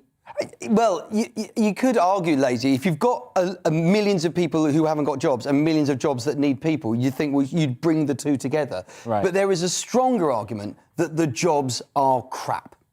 OK, and this is the issue. The issue is that pre-COVID, these jobs weren't particularly good. But COVID has tipped the point to where actually not having the job is a better personal situation than having the job. And you could argue it's because the state is looking after you. You can argue the fact that you can sort of frame yourself as somebody who works in a different situation. And by the way, a lot of these resignations in the UK are actually retirements. People have looked at the work industry and they've gone, I'm just going to retire early. And why not? I mean, if you are sitting on property, it's been astonishing. You know, we're in the middle of a complete economic collapse, or so as much as people are predicting, and yet the house prices have gone up. Why not live off that rather than do a job you don't want to do? But the reality of it is, I don't think people are lazy. I think we have jobs from 30 years ago and we have people with skill sets from now, and the two just don't do that. Interesting. Leo, do you have any thoughts on that? Yeah, I think people are lazy. I knew you'd say that. People are dead lazy. You need to crack the whip over them. This is like your thing, isn't it? You think they should bring bullying back to school. Oh, they definitely should bring bullying back. Honestly, the reason we're in a nation of complete wet wipes is because we've had it drilled into us to run to teacher. You know, if you're hurt by anything, run to teacher. Miss, this statue offended me. You know what I mean? It's ridiculous. But yeah, people are lazy, and furlough obviously was a dream for most people. You got 80% of your salary to do 0% of your work. And even now, working from home and stuff, there's a lot less of the. But I think what furlough did, as well as giving people a taste of true laziness, was it removed the. Work has traditionally not just been for money, but for status. So your status has been tied to what you do for a living. And with furlough, I think that break, that connection was broken. Yeah. And now people are like, well, I can be happy just baking sourdough. People are going to say that you don't get to talk about this because you're a stand-up comedian and you just do like a 20 minutes on stage of an evening and that's your day's work, right? So, yeah, but I've got to get to that stage. I've got to drive. I'm basically an Uber driver who gets out halfway through a shift and shouts dick jokes at drunk people. And to be fair to Leo, he's always here. You're always working here. So you do have a full... And I don't imagine you were furloughed. That's the other thing. We weren't furloughed. We were doing jokes about furlough while looking at an audience full of people who probably did quite well out of furlough. If you can ask whether we're bitter, the answer is we absolutely are. Where was our free money? I suspected that was the case. Because no artists or creatives got any kind of, as far as I'm aware, am I wrong about that? I didn't think we got any furlough. Well, now I didn't know about that. There's the self-employment grant, so I got some from that. But obviously, comedians, we've got a lot of expenses, so the amount we pay in our tax form isn't the amount we take home. What he's trying to say is that all the comedians who may have slightly over-egged their expenses came a cropper during the self-employment grants when they realised they probably should have claimed a bit more in order to. What expense are you talking about? Ginster's pasties? What do you mean? I don't know what my expenses are. Anyway, look, let's go on to another story here. So this is an interesting one. Uri Geller, you remember him? Uri Geller reckons he will cause a historical tsunami by finding the sacred Ark of the Covenant, right? So you'll remember that, by the way, if you've seen Indiana Jones, the Raiders of the Lost Ark, of course, that is the Ark. From that film, made famous by that film, or potentially the Bible, depends on your perspective. So this psychic Uri Geller, who of course made his name by bending spoons with his mind on television, he says that he's had a vision of the ancient religious relic. He hopes to start digging for it later in the year. Okay, so he's 75 years old now. He told his followers on Twitter, I know where the Ark of the Covenant is. I will find it, mark my words. It will be an earth-shattering historical tsunami and an archaeological and theological earthquake. Look, do you know what? He's got to be careful, right? I remember Raiders of the Lost Ark. You know when they open it prematurely? You remember the Nazis open it and their faces get melted off by the evil spirits within? He's got to be careful about this. It was a PG. It was a PG. That was a PG. That face melting thing. I mean, I'm of an age where I think most of the people in my age group will have still got scars from being told that was a family film. It was terrifying, and as a child, I thought it was absolutely horrible. I had nightmares about that. Though, to be fair, Mark Zuckerberg is halfway through that face melt. He's already there. He's already there. He's basing it on that. That's why our generation grew up not being wet wipes, because we saw faces being melted off. We got punched in the face by each other, and as bullying, which is actually just a form of societal toughening. Look, we shouldn't have been able to. I was forced to watch Nightmare on Elm Street with my older brother when I was far too young for that, and it absolutely, it destroyed me for life. Ultimately, I think you should shield children to a certain degree. Raiders. Anyway, we're getting off point here. We're talking about Uri Geller, and of course Uri Geller, and you remember him bending the spoons on various TV shows, and I just wonder whether it's. I mean, call me cynical, but Uri Geller hasn't been in the press for quite a while. I think to make a statement that I know where the Ark of the Covenant is, that's quite a guaranteed. I mean, he was front cover on the Daily Star yesterday, did you know? So so it works. Yeah, with him picture. The thing about it is that when he was bending spoons on the TV, we were wowed. And that was because it was of an age where bending a spoon with your mind was astonishing. Yeah. But the fact is, he's got to get with the programme. And I know where the Ark of the Covenant is so on point for 2022. It really is, isn't it? I can bend 3 spoons simultaneously. He's not even going to get into the middle pages of the I think he needs to update it. And instead of finding the Ark of the Covenant, he needs to find Twitter's terms and conditions. Chance. No, he's got more chance of finding the Ark of the Covenant or the Holy Grail. Let's be absolutely honest about that. Can I just say that archaeological? If you're gonna announce that you're going to do something archaeologically that's out there, don't use the word earthquake. I'm fairly sure in an archaeology situation, an earthquake ruins everything. Well, good luck to you, Uri. I want you to find the Ark of the Covenant. I think that'd be a fantastic find. Anyway, we're going to move on to another story now. This is a guy called Jordan Scott. He's on the search for his teenage sweetheart, who he met on holiday 12 years ago. So he's labelled a heartbroken rugby player by the Manchester Evening News here. Now, he recently uncovered a pile of love letters from his former sweetheart in his bedroom. And the letters have inspired Jordan to reconnect with his teenage crush. Now, what's interesting about this, of course, so he basically went on holiday to France when he was young. He was 14. Yeah. He fell in love with this girl who was 13, and they wrote letters to each other, and they drifted apart. And now he's found the letters again. Is this weird? I mean, it's slightly weird. So, it's a bit weird to go back. I mean, it's quite touching. I hope he gets in touch with her. Although, I should imagine she's moved on. It's been, 12 years or something. I think not only will she have moved on, she'll be a completely different person, right? Because she was 13. Yeah. Well, I'm assuming he's not trying to meet a 13-year-old. No. But he's in love with the idea of a 13-year-old, which is bordering on weird still, isn't it? But we have to emphasise that we're not calling him anything here. No, absolutely not, because he was of the same age at the same time, which is the loophole. Yeah. But Stephen. Sorry, but the point I'm trying to make is that actually, before everything went digital and you would date online and you date through social media, this is how people met. It's so weird, isn't it? And they would exchange. It's creepy. You tell a millennial now that you would exchange letters with someone and eventually hope to meet them. Yeah. You just look at them and just sort of thinking, well, that is grooming. No, this is a really good point. I think a lot of things that we used to think of as romantic romantic and as sentimental, we now think of as creepy and weird, right? Well, I think it's always been, you've been the creepy guy. So if somebody walks up to a woman and tries to chat her up, then if she likes him, it's incredibly, bold and confident and romantic. If she doesn't like him, he's a creepy weirdo. And it's a Me Too moment. It's always been very, very much down to the perception of how it's received. But do you think, though, I mean, look, am I just being really cynical? But I think 13-year-olds can't fall in love, can they? I mean, look, this is speaking from someone who used to teach Romeo and Juliet, and Juliet is 13, of course, in that. But I don't buy it. I think part of the story of Romeo and Juliet is it's teenagers who are just sort of full of hormones and they don't really understand what's going on. I don't think it's authentic. I don't think I think he's just nostalgic for a time in his life when he was happy. I mean, this is total cod psychology. I know nothing about him. It's totally out of order, actually. Yeah. But I assume that explains it, doesn't it? That he's thinking, oh, that was a moment in my life when I was happy and we had a great time. You remember those summer romances? They're just great, right? He's a man in his mid-20s. He wants to reconnect with someone where it went off the boil because he didn't keep the effort going. Yeah. And he suddenly realised he doesn't have the tools. What he's got is a box full of letters and he's staring at it thinking, this has no QR code. What do I do to get in touch with this woman? And that's why he's gone to the newspapers. And fair play, because you know what? If they actually find her down this route, it's made the press relevant. But in which case, they'll push it. If they do get back together, I'm going to be eating my hat, aren't I? Because like that, maybe I'm wrong about this. Maybe they were meant to be together and I'm just a horrible, nasty old cynic. Anyway, who can tell? We'll find out probably in a few years' time. Anyway, after the break on Free Speech Nation, were Twitter right to ban the account Politics for All? But first, we've got the weather. It's time to remind ourselves there's always another winter. Canary Islands sponsors the weather. Looking ahead then to tomorrow's weather, and the UK is looking cloudy with hill fog in the west. Outbreaks of rain and drizzle edging eastwards, so let's take a look at the detail. Well, very cloudy and murky across the southwest of England on Monday morning, with extensive hill fog over the moors. Patchy rain as well lying over eastern areas. It'll be dry but mostly cloudy as it starts off in the southeast, with the best of any brightness in the east, feeling chilly too. Wales starts the day on a wet note with outbreaks of rain or drizzle for most.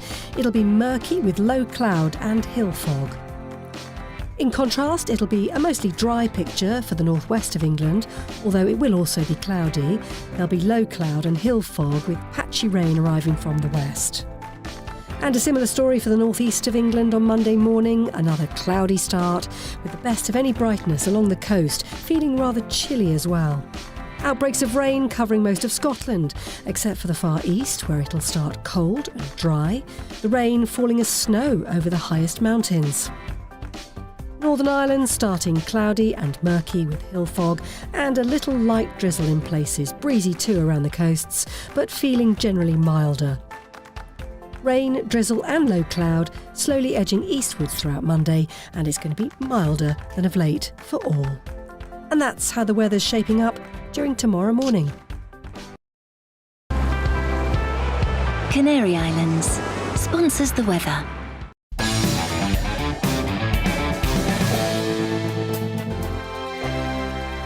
Hello there, I'm Eamon. And I'm Isabel. And you're watching the GB News digital stream across the United Kingdom. And around the world. If you're here in the UK, you can also watch us on your TV screen. GB News is Freeview channel 236. On Sky, we're channel 515. 626 on Virgin Media. Just remember, you might need to retune your TV to watch the channel. Yeah, and if you are doing that, find out more about retuning by going to gbnews.uk. Join my show Farage, 7 p.m. till 8 p.m. Monday through Thursday. And there you will get opinion, analysis, debate, and I'll cover stories that nobody else dares to touch.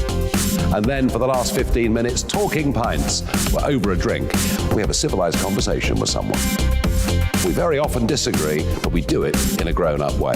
Come and join me on Farage.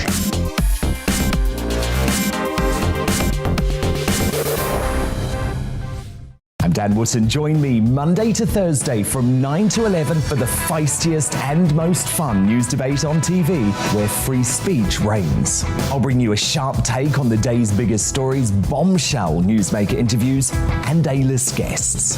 And I guarantee you, no spin, no bias, no censorship, and no reason to go to bed. That's Dan Wootton tonight, Monday to Thursdays from 9 on GB News. Hello there, I'm Eamon Holmes. And I'm Isabel Webster. And we hope you can join us for Breakfast with Eamon and Isabel. You make me laugh out loud, belly laugh. Is that important first thing in the morning? Yeah, absolutely. And there's me trying to be deadly serious. News is a serious business. Yeah, I have to rein you in sometimes. Well, it doesn't stop us laughing at it. It doesn't stop us having an opinion on what's going on. Yeah. And it certainly will not stop us reflecting what you think. Weekdays from 6 to 9:30 on GB News.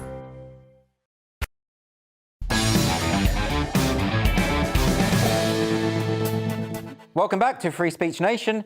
Twitter has permanently banned the popular news aggregation service Politics for All. A spokesperson from the social media company said the account was suspended for violating rules on platform manipulation and spam, whatever that means. The decision to delete the account prompted criticism from high-profile names such as Gary Neville, Stephen Bartlett, Stephen Baker MP, Julia Bartley, and even our very own Leo Kearse. I don't know if that's a high-profile name or not. Politics for All, founded by 19-year-old Nick Moore, grew rapidly over the last 12 months by publishing links to stories published and reported by mainstream outlets. Its understanding of what would go viral on Twitter attracted hundreds and thousands of followers, including MPs and government ministers. So joining me now is the writer and broadcaster Charlie Peters, who covered the story in the Mail Plus this week. Charlie, thank you for joining us. It's a pleasure. So this was a big account. It had, what, 400,000 followers? Yeah, Like almost that? 500,000 followers. So massive account. And what it's doing is it's basically collating stories for you. It's saying, well, this is an important story. This is about to go viral. And from what I saw, it was continually linking to the original story. It was ineffectively no different from me quote tweeting an article saying this is interesting. Why is that against the terms of service? Right, so it was a news aggregator service. As you said, it picks out the most interesting stories, the biggest, and also the ones that skipped under the radar. Yeah. Found the most interesting line within them. And Nick did this thing. He would tweet out that line, get loads of attention, and then follow up the tweet with a link to the piece. This was great for a lot of people because it meant they could get all the news without following 100+ journalists and seeing updates about their cats and their latest attempt to cook spaghetti or whatever. And surely they could just get the news. Isn't it good for the publications as well? Well, yeah. Well, the concern apparently is that by posting the link in a follow-up tweet instead of in the original, it was detracting traffic away from these outlets and these publications and instead directing it all to the news aggregator. Basically, in short, this 19-year-old was better at sharing the news than the professionals who've been doing it for decades. So do you think that's really the motivation behind this? Because I can't see, I mean, I know their terms of service are incredibly vague, but I can't see how this possibly violates anything. Yeah, the rules that they have stipulated for the reason why this account was banned were the strangest and weakest links they could have made. Spam being one of them, OK? So the accusation is that Politics for All, it was a big brand. It had other accounts like Football for All and all these kind of other issues. And the charge was that one account was sharing another account's stuff. So this was spamming, and this was kind of a strange That sounds very weak. Right. It was other news outlets publish their retweet their sports publication. They don't get banned, but for some reason, this kid doing a very good job, beating everyone else at the game, he gets punished for it. And the other one is that he was sensationalist. He found the best line and distorted the news with his way of doing things. This is what all news organisations do, and I would say that Politics for All was far more accurate than most. We did not see Twitter punishing The Independent when it falsely claimed on its front page online that Carl Rittenhouse shot 3 black people when he was cleared of all charges earlier this year. In fact, he'd shot a paedophile and an Antifa felon. So, I mean, the facts sometimes get missed by news outlets. But it's not against the rules to be wrong. News outlets correct themselves when they make mistakes. Right. But quoting from the article itself, how could that possibly be deemed sensationalist? So I don't think it has been. This is a false charge. Yeah. What really seems to be the problem here, as I've alluded to before, Nick Moore, this 19-year-old guy, was better than the journalists at doing their job. And perhaps also there is another concern here that Twitter is launching its own news aggregator service, and Politics for All doing a pretty good job. Yeah. Kind of running the show, basically, on this aggregator line. And we don't have that in the UK. We haven't had a good one like that before. And this kid launched his own and beat the competition. Is this part of like Twitter's drift to ideological drift? In other words, like, you know, we know that Dorsey is gone now and the new guy, a lot of people say, is even worse. Oh, yeah. Are we going to see more and more censorship by big tech? I think almost certainly. Just looking back in the last year, of course, it was just over a year now since the Capitol Hill riots. Twitter used a very strange charge to ban the sitting president, Donald Trump, last year, over, I would say, a pretty false claim that he incited violence, completely lacking in any understanding of personal responsibility. And I say, misrepresenting his tweets on the day. Yeah. And so a lot of people were happy to ignore that, let's be honest. A lot of people, because they hated Trump, Well, right? they hated Trump more than they cared about freedom of speech, and then they cared about open discussion.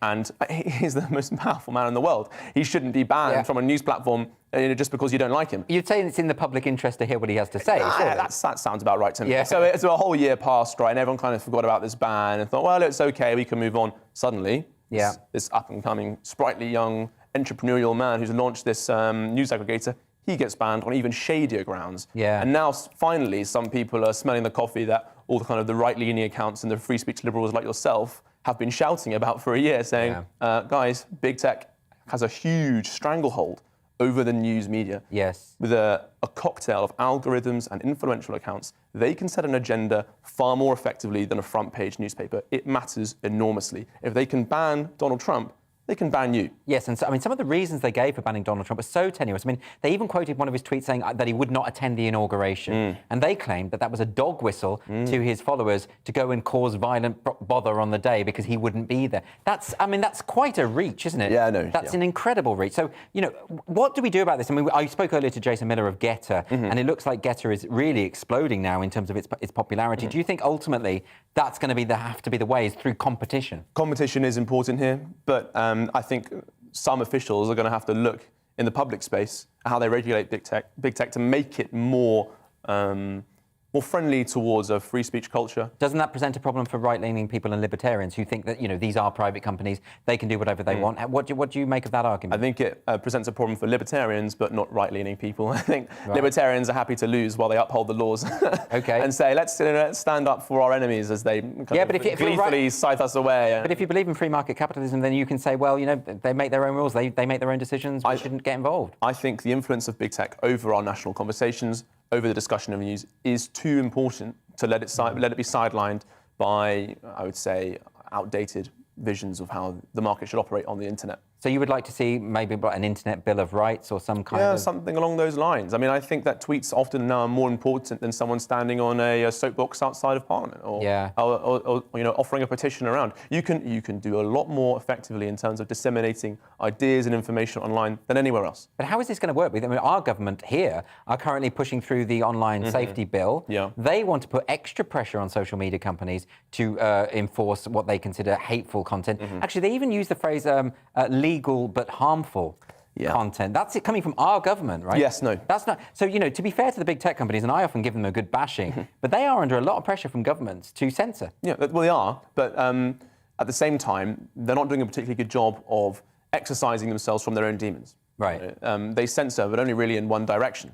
So a Conservative government is putting under pressure to make their platforms cleaner and safer and more appropriate to all ages, and they are turning around, not doing a particularly good job of that, and banning right-leaning politicians. So this is not a good way of going about it. On your point before about competition in the space, we would all love to see a massive competition of pro-free speech organisations battling about to see who can have the best discussions, the most engagement.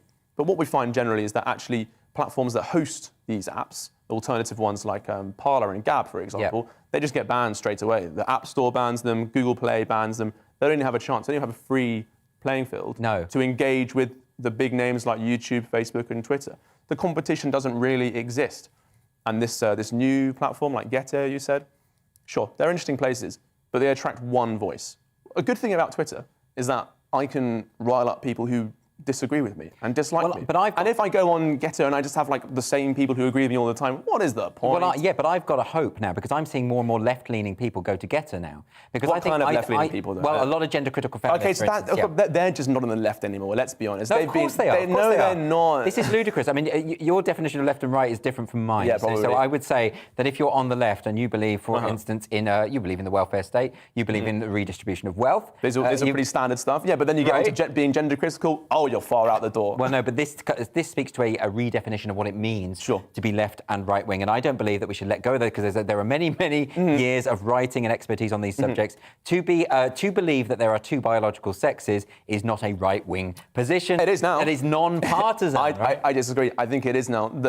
Part of the cathedral of the left, the theories that they hold under special religious orthodoxy. One of them is that biological sex isn't real. So what I would say to you is you are giving your enemies too much power. You are allowing your political opponents to decide for you what left and right means. I wouldn't surrender that to them. Okay, that's my view of that. I think no, it's not just, and to be fair, it's not just gender critical feminists. I think people are, even on the left, really hungry for a chance to speak more, because I think these ideologues who just want to shut down discussion, they're a minority. I think there was a survey by More in Common, and they estimated that about 13% of the population would be these identity-obsessed ideologues who don't believe in free speech, right? That means that in every given generation, the majority want a conversation, right? Don't you think, we spoke about this on my show recently, but don't you think that there is hope for the young people? I mean, you were saying that basically young people like censorship, and I was saying the opposite.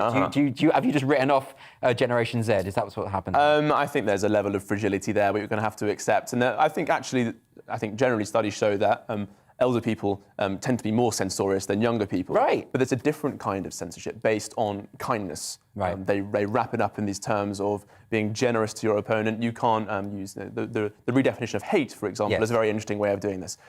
Whereas older censors don't look at it this way. They just go right, wrong should be banned. Yes. So I don't retain the hope and glee that you have. I think you're right. 13% or whatever, a minority of people have. They're in power, though. They have the power. Yeah. It's all great being part of the 87%, but we're not running Twitter.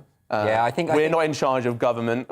We're not in charge of the NGOs, the charities, the universities, the schools. We are on the receiving end of a very punitive, very silencing system. Yeah, well, I think we broadly agree about big tech censorship, but I think we disagree about, I think I'm probably more optimistic than you are, that the majority will win out. But we will find out. I mean, maybe Charlie's right about that. So anyway, still to come on Free Speech Nation, we're going to be taking a look at the stories that have been creating a storm on social media, and I'm going to be giving my verdict on your unfiltered dilemmas with the help of my panel. But first, here's Mark Dolan with what is coming up at 9 p.m.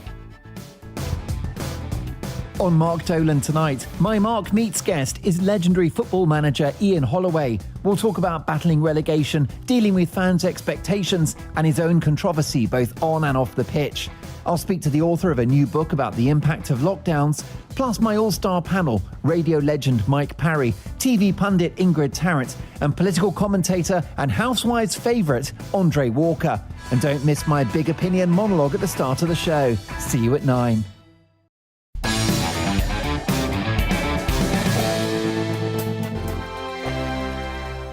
Hello there, I'm Eamon. And I'm Isabel. And you're watching the GB News digital stream across the United Kingdom. And around the world.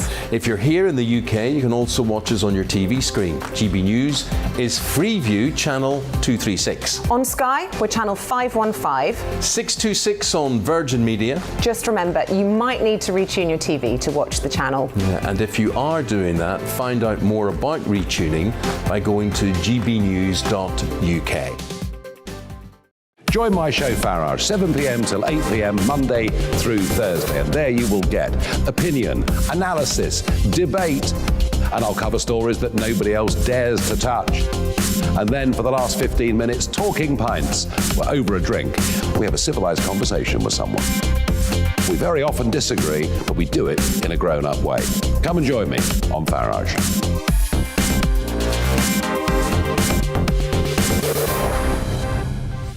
I'm Dan Wootton. Join me Monday to Thursday from 9 to 11 for the feistiest and most fun news debate on TV, where free speech reigns. I'll bring you a sharp take on the day's biggest stories, bombshell newsmaker interviews, and A-list guests.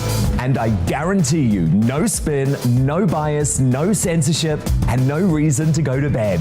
That's Dan Wootton tonight, Monday to Thursdays from 9 on GB News. Hello there, I'm Eamon Holmes. And I'm Isabel Webster. And we hope you can join us for Breakfast with Eamon. And Isabel. You make me laugh out loud, belly laugh. Is that important first thing in the morning? Yeah, absolutely. And there's me trying to be deadly serious. News is a serious business. Yeah, I have to rein you in sometimes. Well, it doesn't stop us laughing at it. It doesn't stop us having an opinion on what's going on. Yeah. And it certainly will not stop us reflecting what you think. Weekdays from 6 to 9:30 on GB News.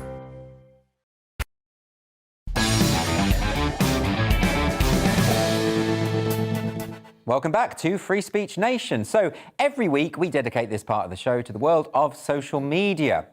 Now, this has been a big story this week. It's been going all over the place on social media. This was reported that J.K. Rowling, who of course is the author of the Harry Potter novels, was accused of anti-Semitism over her depiction of goblins working at Gringotts Bank in her Harry Potter books, and most specifically the films.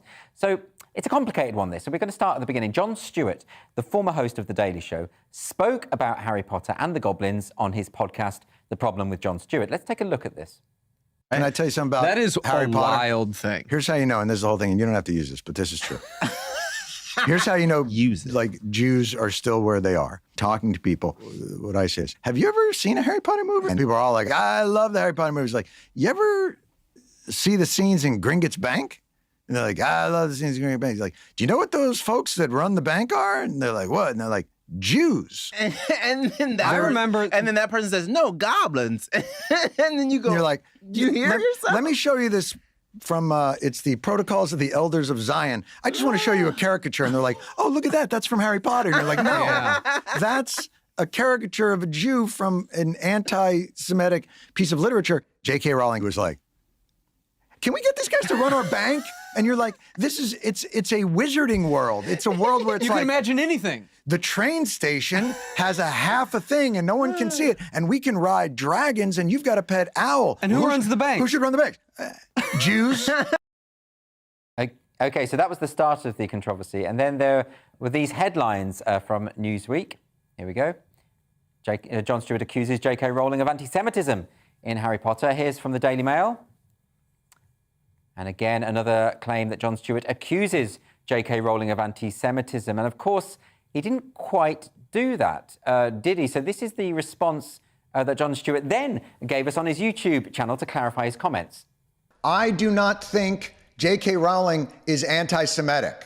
I did not accuse her of being anti-Semitic. I do not think that the Harry Potter movies are anti-Semitic. I really love the Harry Potter movies, probably too much for a gentleman of my considerable age.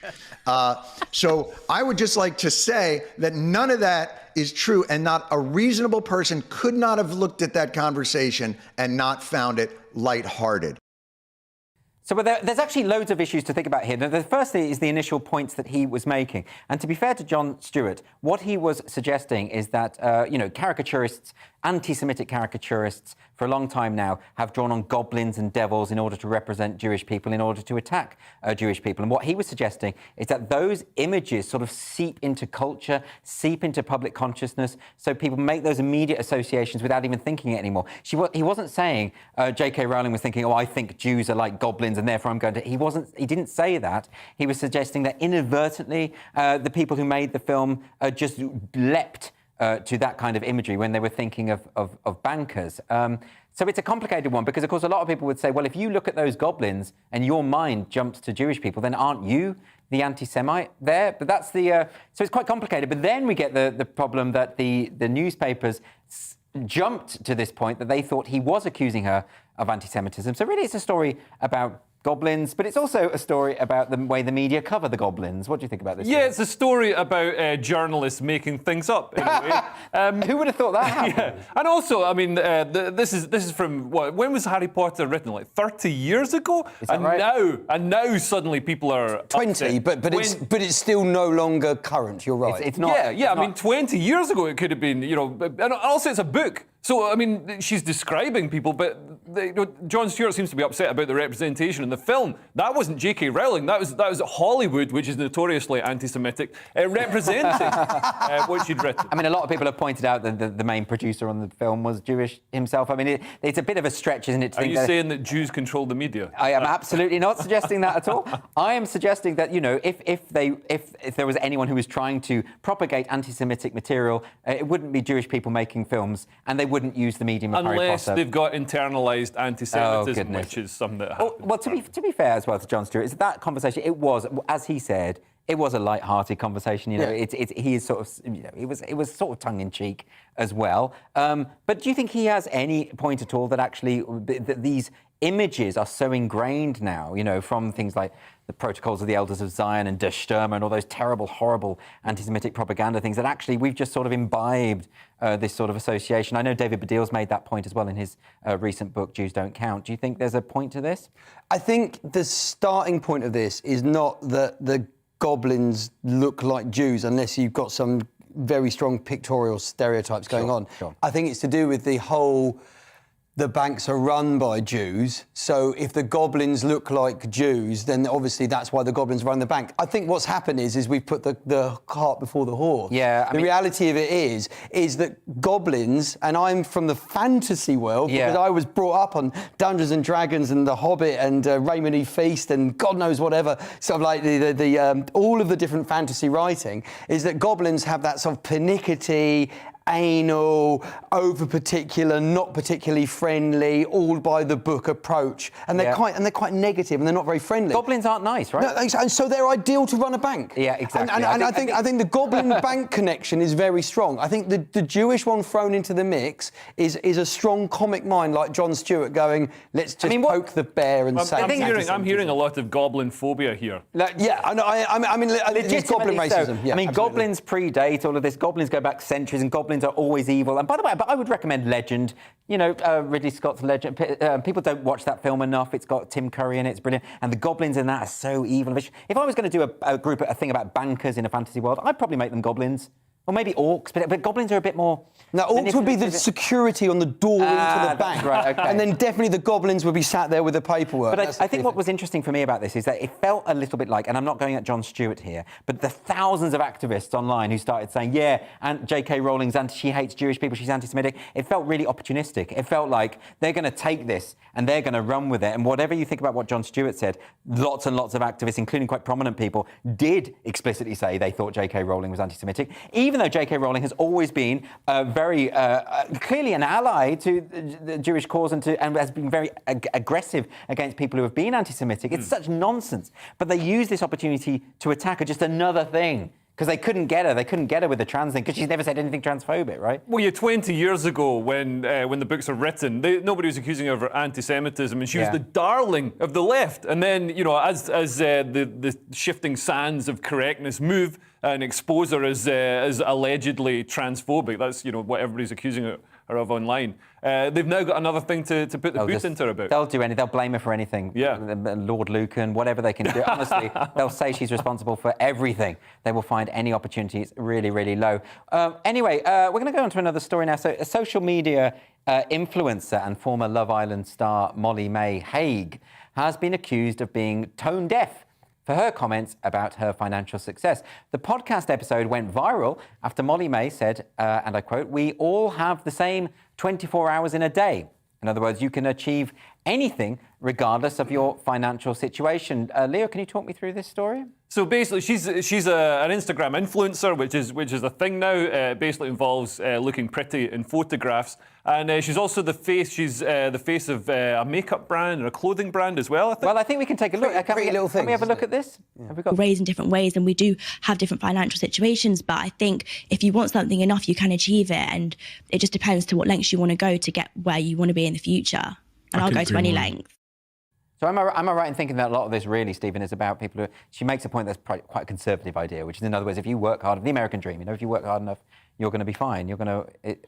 There is an argument, it's a socialist dream, that communism is about equal ownership and socialism is about equal opportunity. So no matter where you are in the world of society, you still have the same opportunity to be educated and then go on and do whatever she's saying. So there is an argument, actually, that what she's talking about is that, hey, you've all got time, you've all got the opportunity, you want to do this. Of course, the reality is that if you are from a moneyed background, as people are keen to point out with her, then you have got advantages in life, and that is just the nature of the class system and how that works. Now, I would accept that. I think that's absolutely right. I think Leo might disagree. Yeah, I mean, I disagree. I mean, she's been slammed for these comments, which are basically pretty banal, sort of self-motivational comments. It's like, get out there, work hard. Woke people think that all success comes from societal imbalances and privilege and things like that, and it doesn't. There are no successful people out there who are lazy. Isn't it just a balance that some people do have odds stacked in their favour from birth due to privilege, and also you have to work hard to do well? Isn't it a bit of both? Can't it be a bit of both? Oh, anyway, look, we've got to move on. This is the part of the story. Sorry, Stephen, I know you were desperate to come in there, but we must go on. This is the part of the story where we talk through your unfiltered dilemmas, and I do want to do this because we've only got a few minutes left, and I do see myself I do have a kind of saviour complex, and I do want to sort your lives out. So it's important that we get to this point, particularly because I've got Leah and Stephen here, who I know have just innate wisdom when it comes to life experience. So let's go to the first one. This is... I think it's an anonymous one, which always makes me a bit nervous. OK, so this person is saying, my new partner has asked me to delete my OnlyFans account. Now I can see why it's anonymous, as it makes them uncomfortable. However, this is my main source of income. Do I sacrifice my relationship for financial stability? I think, Stephen, that's got to be one for you. What do you think? You know what? You're probably sitting there thinking, well, he's a bit more on the left spectrum.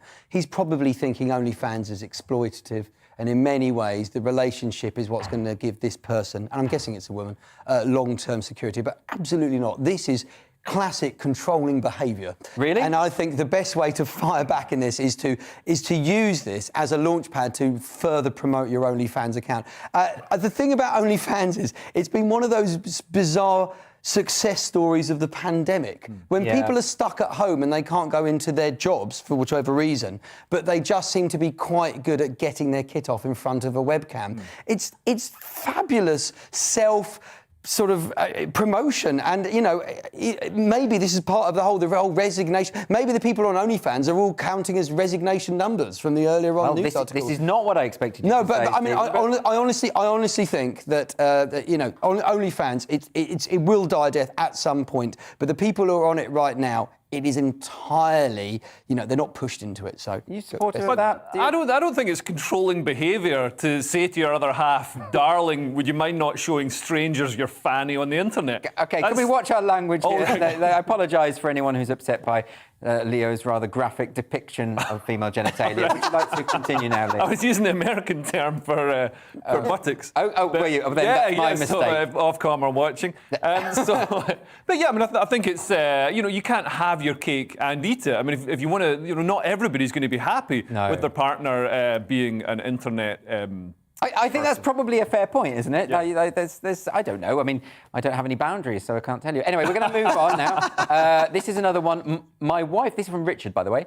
Richard says, my wife is terrified of spiders and asks me to throw any from the house outside. I know they'll freeze to death outside, so I usually just move them around the house. Is this wrong? I'm going to come straight in. I think you're doing absolutely the right thing. You should move. I think having a spider in the house is a wonderful thing, because spiders, they deal with the flies, and flies are much worse for you. They'll sit on your food. They will vomit onto your food. They will mash up the vomit into your food and suck it back up. I know what they do. I've studied flies. Spiders are better than flies, right? Well, no, I'm scared of flies as well. That's horrifying. I didn't know flies did that. Yeah, that's how they eat your food. But the thing with flies is they buzz around in the air, whereas spiders do that scuttle across the floor. But that's just an aesthetic thing. That's just the scuttle is just how they walk. Well, I don't like it. Well, this is your prejudice. Yeah, well, I might be prejudiced against spiders then. Well, you try walking with 8 legs, Leo. It's not easy. It's not easy to do that without making a sound, right? That's why you get no spider ninjas. I'm falling into this web. Very good. Right, Stephen, go on. Well done. How secure and comfortable is Richard's life that his actual angst, his internal worry that caused him to write this message for us to discuss is such that when he goes to bed at night, he's worried about the spiders is ejected from his home, freezing to death outdoors. I mean, there are so many things going on in the world right now. The death of spiders through reduced temperatures. This is a winter-only problem. No, but wait a minute. Doesn't that just suggest that he's got an incredible degree of empathy? The fact that he can even feel compassion for an arachnid. This is the sort of partner you want in your life, isn't it? I think he sounds great. Well, because he cares about the spiders. Yeah. To the point where he'd quite happily leave them in the house, leaving his partner in a perpetual state of fear because the spiders have feelings too. What I would suggest to you is there's no reason to fear spiders. Spiders are more afraid of you than you are of them. And I think you've just been watching that film Arachnophobia or things like that. I think, honestly, spiders are great. If somebody is scared of spiders, if your partner's scared of spiders, don't just move the spider to another place. That's just giving them another opportunity to startle them. Like your wife's upstairs filming her OnlyFans material, and the spider scuttles out. Well, I'm a big fan of spiders, and whenever I find them in the house, I promote them. I give them food, and I want them around. I want them around. Anyway, thank you so much for joining us tonight on Free Speech Nation. This was the week when Gettr became a serious potential rival for Twitter. A long-standing conflict over a gay cake was finally resolved, and a restaurant in London started serving decapitated duck as haute cuisine. Not good enough, sorry. Thank you to my panel, Leo Kearse and Stephen Grant, and of course my guests, Jason Miller, Kieran Moyner, Peter Linus, Tara Henley and Charlie Peters. What a great range of guests we had tonight. And we're going to be getting our audience back from the 23rd of January. So if you want to apply to be in the audience for Free Speech Nation, please go to www.sroaudiences.com. That's right there at the bottom of the screen. Please come and join us because it's not the same without you. Thanks so much for watching tonight. See you next week. Goodbye. It's time to remind ourselves there's always another winter. Canary Islands sponsors the weather. Looking ahead then to tomorrow's weather, and the UK is looking cloudy with hill fog in the west. Outbreaks of rain and drizzle edging eastwards, so let's take a look at the detail. Well, very cloudy and murky across the southwest of England on Monday morning, with extensive hill fog over the moors. Patchy rain as well lying over eastern areas. It'll be dry but mostly cloudy as it starts off in the southeast, with the best of any brightness in the east, feeling chilly too. Wales starts the day on a wet note with outbreaks of rain or drizzle for most. It'll be murky with low cloud and hill fog. In contrast, it'll be a mostly dry picture for the northwest of England, although it will also be cloudy. There'll be low cloud and hill fog with patchy rain arriving from the west. And a similar story for the northeast of England on Monday morning, another cloudy start with the best of any brightness along the coast, feeling rather chilly as well. Outbreaks of rain covering most of Scotland, except for the far east where it'll start cold and dry, the rain falling as snow over the highest mountains. Northern Ireland starting cloudy and murky with hill fog and a little light drizzle in places, breezy too around the coasts, but feeling generally milder. Rain, drizzle and low cloud slowly edging eastwards throughout Monday, and it's going to be milder than of late.